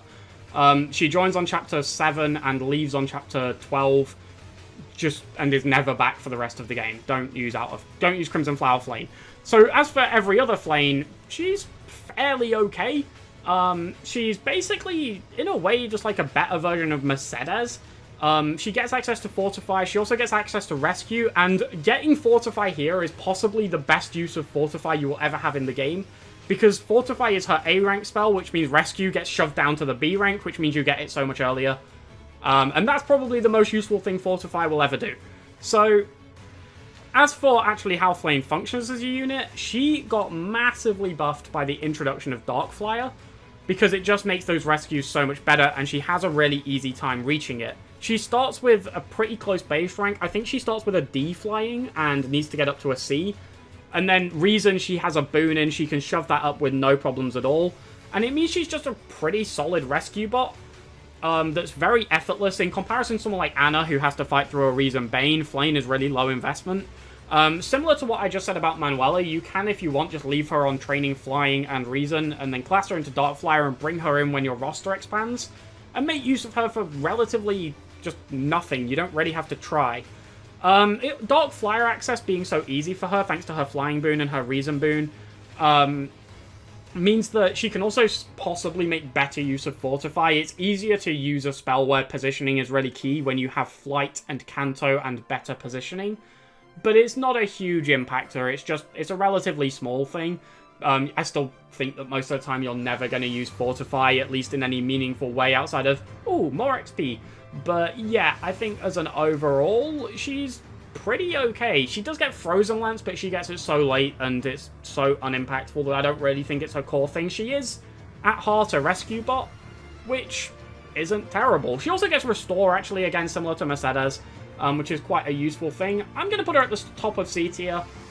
She's not a hugely impactful unit, but she has her uses, and she's essentially pretty similar to Manuela, except instead of Warp, she gets Rescue, and yeah, she's perfectly fine. If you want to throw her in your team late in the game, again, just to add a little bit of extra support to your roster that doesn't really need any investment, that's a perfectly fine thing to do. So now we have Claude, one of the last 3 units we have left to rank, and the final Lord, the Lord of the Golden Deer House. And Claude is a very good unit, however, he is not quite on the level of Dimitri and Edelgard, the other lords. Unfortunately, he just doesn't get that one thing that really breaks him in the same way Dimitri gets Battalion Wrath, Battalion Vantage, and Edelgard gets Raging Storm. Claude gets a lot of very good things, but nothing on that level, unfortunately, so he isn't going to break that S+ tier. However, he is still going to go very high, and there is a good reason for this. First of all, he gets a pretty strong start to the game. He's got decent base stats, he's got the same personal as Dimitri and Edelgard in Part 1, where he gets the 1.2 times XP. But the big selling point of Claude is the fact that in Part 2 he gets access to the best class in the game, and it's unique to him, and that's Barbarossa. It's basically Wyvern Lord, but it has Bowfair instead of Axefair, and for Claude that is perfect. And one big benefit of this is it means that Claude doesn't have to train flying to access a flying class, because he gets it for free. Now, this is really good because it means he can use his mid-game to actually pick up some other things instead, and one very good thing he can do is grab Wrath and Vantage. Wrath he has easier access to as well because of his Axe Boon, which basically means that he doesn't feel the negative impact necessarily of sinking all this time into axes, because he gets his endgame for free. He can literally just go straight into it. There's basically nothing else you need to spend it on at this point in time. And because of this, he becomes a very good enemy phase unit in Barbarossa, being able to use bows to their fullest, which again is good for him anyway because he naturally grows in bows. He will get easier access to the prowess abilities, and in the late game he might be able to reach Bowfair. It's a little bit sketchy, but basically for anyone other than like Shamir and Catherine, they'll probably struggle to reach the fair skill, but it's not impossible if you sink enough into them. But all in all, it's just not quite enough to put him into that S+ tier. It's good. He's got a very solid early game, and in Part 2 he turns into a really strong unit. He also gets passed from his personal ability. Now, this is later than Bernedetta and Anna get passed because they can get it just from training their riding, which they can do very early on. But for Claude, he's going to have to go below Male Byleth, I think. I think Male Byleth's XP sharing is just too good. And Bernedetta is effectively just a better version of Claude. Claude gets a couple of things, obviously. Barbarossa is a huge one, but he also gets the ability to use Failnot's combat art, which is reasonably useful. It's nothing exceptional, but it's nice. It's nice to have. But yeah, I can't justify putting him any higher than Male Byleth or Bernedetta because he just isn't. He just doesn't get that one thing to really sell you on him. And I think a couple of people would even debate maybe putting him down to A+, maybe even below the likes of Shamir. For me, his early game contributions is enough to warrant him being in S tier alongside that very strong late game where he is still very useful. Arguably the most mobile unit in the game, especially having that 5 ranged attack with Pass and with Barbarossa. But yeah, for me, I think this is a valid placement for Claude. So our penultimate unit is Annette, and she is basically the game's best rally bot. She gets access to rally strength, she gets access to rally resistance, and rally speed all very early. Now, rally resistance doesn't matter at all, but rally strength and speed are absolutely huge. They can turn so many units into absolute killing machines. I touched on it earlier with Felix, but I think sometimes a lot of her strength gets attributed to a lot of these other units instead. But basically, anyone who's using gauntlets early becomes an absolute monster with her around, because the 4 strength she gives is able to, basically, it's applied twice, because they will always be doubling with gauntlets. And with the 4 speed, it can often push them into quadding, so that it's actually applied 4 times, and it's even more ridiculous. Like, it's insane. Annette's utility early on is basically unrivaled in terms of just being able to freely give units stats and just make that early game so much easier. She is going to be fairly highly ranked for that reason alone. Now, the rallies don't necessarily hold their usefulness into the game, although there are points where the thresholds do remain quite tight, and a boost of 4, especially in speed, can actually be a fairly huge difference maker, either in not getting doubled or in doubling the opponent. And especially for some of these units that miss out on Darting Blow, they can really help them, Felix and Yuri and the likes. But for the most part, they are definitely less impactful in the late game. The other big issue is that using rallies doesn't give any XP, which, if you're using rallies a lot early game, means Annette can lag behind in terms of her class certifications and struggle to reach the higher move classes especially, in order to actually keep up in the late game. Not keep up from a performance perspective, but physically keep up with them on the map. And that can be quite problematic. You have to be adjacent to a unit to rally them, so if you can't keep up with them, it can lead to your other units having to lag behind or go back for a net or something like this. But you can get her there. It's not like it's a huge struggle. You just have to make sure you are giving her some XP when you have the opportunity to. Her endgame is normally something you can either go Dark Knight and, like, make use of her spell list, although her spell list is actually bad. Like, there's basically nothing actually desirable in her spell list itself. But another very good build with her is to actually focus her on axes and go into Wyvern Lord and make use of things like the Lightning Axe combat art and Bolt Axes. Because this allows her to do magic damage with axes in the Wyvern Lord class, which she can class into very easily. She can also use her relic weapon, Crusher, here, which again allows her to do magic damage in the Wyvern Lord class, which is great. Because magic is still her better stat, it just isn't compensated for in the spell list. And obviously with those classes, well, Dark Knight is 7 move, Wyvern Lord is 8, she has a much easier time keeping up with your team. Wyvern Rider from level 20 obviously is also helpful here, because again, 7 move class with rallies is still very nice. It's a late game thing for sure, it requires a decent amount of investment, but it does make Annette quite a threatening combat unit. It's really good damage output, and it's not too investment heavy. Like, it's investment heavy, but nothing extreme, so I think with all that considered, and mainly considering the strength of her rallies in the early game, the other thing to note is she also has an authority boon, which can let her use some really good battalions when she needs to, and makes hitting these rallies easier because they all come through the authority tree. So all those things considered, I'm going to slot her below Felix, but above Yuri. And quite fitting placement, because these are all quite good units for her to actually rally. But yeah, the other thing to actually note, and I think a lot of people sleep on this, is that when you get into the late game is when you start getting these brave combat arts like Hunter's Volley and Swift Strikes and Point Blank Volley, Fierce Iron Fist. So although the rallies drop off in terms of how much 4 strength actually matters, a lot more units are able to apply these benefits multiple times. So it sort of is slightly compensated for in that way. But overall, I would definitely say she drops off a little bit in the late game, but her early performance is so pivotal to a team that, yeah, I think she warrants a comfortable high A position. So, on to the last character, and it's one of my favourites, both as a unit and as an actual character. It's Petra. And she is a unit who is essentially at no point in the game bad. She's reasonable in the early game, she's nothing exceptional, but she's perfectly okay. She's got decent strength and speed. And then her boons are really, really beneficial. She has boons in axes, boons in bows, and flying. This makes her class progression really easy. She can pick up Death Blow and hit plus 20 with no issues. She can grab Curved Shot very early on before Chapter 2. She can actually get Curved Shot and Tempest Lance before Chapter 2, but I've done a whole section on that already in Petra's breakdown. But she's really, really solid. With the Axe boon as well, she can also train her Heavy Armor to certify for Armor Knight and get the buff there to go to 12 defense, and at that point she's effectively, if you put her into Pegasus Knight, a very fast, reasonably strong, reasonably tanky flying unit who, I mean, it's a mid-game spike, and as we said with Ingrid, a lot of units have mid-game spikes, but it's one of the more notable mid-game spikes. It's, you know, even considering the other ones at the time, it's one of the better ones. So from there, she can actually carry all of those boons forward, especially axes and flying, and class into Wyvern Lord with relative ease. And then comes the final part of her build, which is Battalion Wrath, which lets her do pretty much the same enemy phase build as Hilda, with Battalion Wrath dodge tanking. Obviously, this sacrifices her player phase, but it's so good that I think like you almost can't ignore it. And it's just really, really strong. It's similar to Hilda. She can kill everything on the enemy phase. I do think Petra has the slightly better early game, but it's debatable. She also doesn't have an Authority Bane, which is really nice.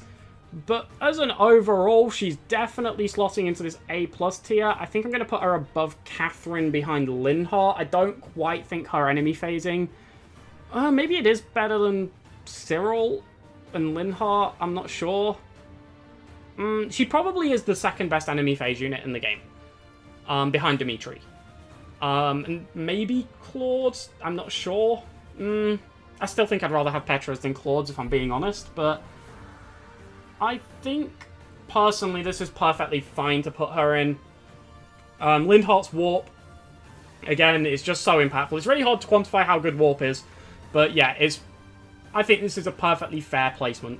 And that is going to wrap up the tier list, so I'll just give everything one last look over to make sure it's all looking okay. There's always little things that you can switch around, and honestly, my opinions on some of these can change, like, on a daily basis, but... I think Seteth is probably one of my biggest issues. Maybe he should be, like, here. I think that's, like, possibly justifiable, but because he joins so strong, I think that's one of the biggest hold-ups I'm sort of having right now, but I think as an overall, I'm reasonably happy with this. There's nothing that's, like, screaming out to me as being, like, horrifically wrong, although I'm sure there's some things that some people will definitely take issues with. Lysithea's placement is probably the big one, maybe Hapi's and Linhardt's as well. The Warpers in general, but I'm sure there's several more. Anna being above Mercedes might be another point of contention, but yeah, we'll see. We'll see what people's reactions are. I'm sure there might even be somewhere I'm just drastically wrong. There could just be something I'm really overlooking, and I'm very happy to hear about that. So, yeah, thank you all for watching. It's been a long video. If you stuck through the whole thing, I really appreciate it, and I look forward to hearing your opinions on this tier list.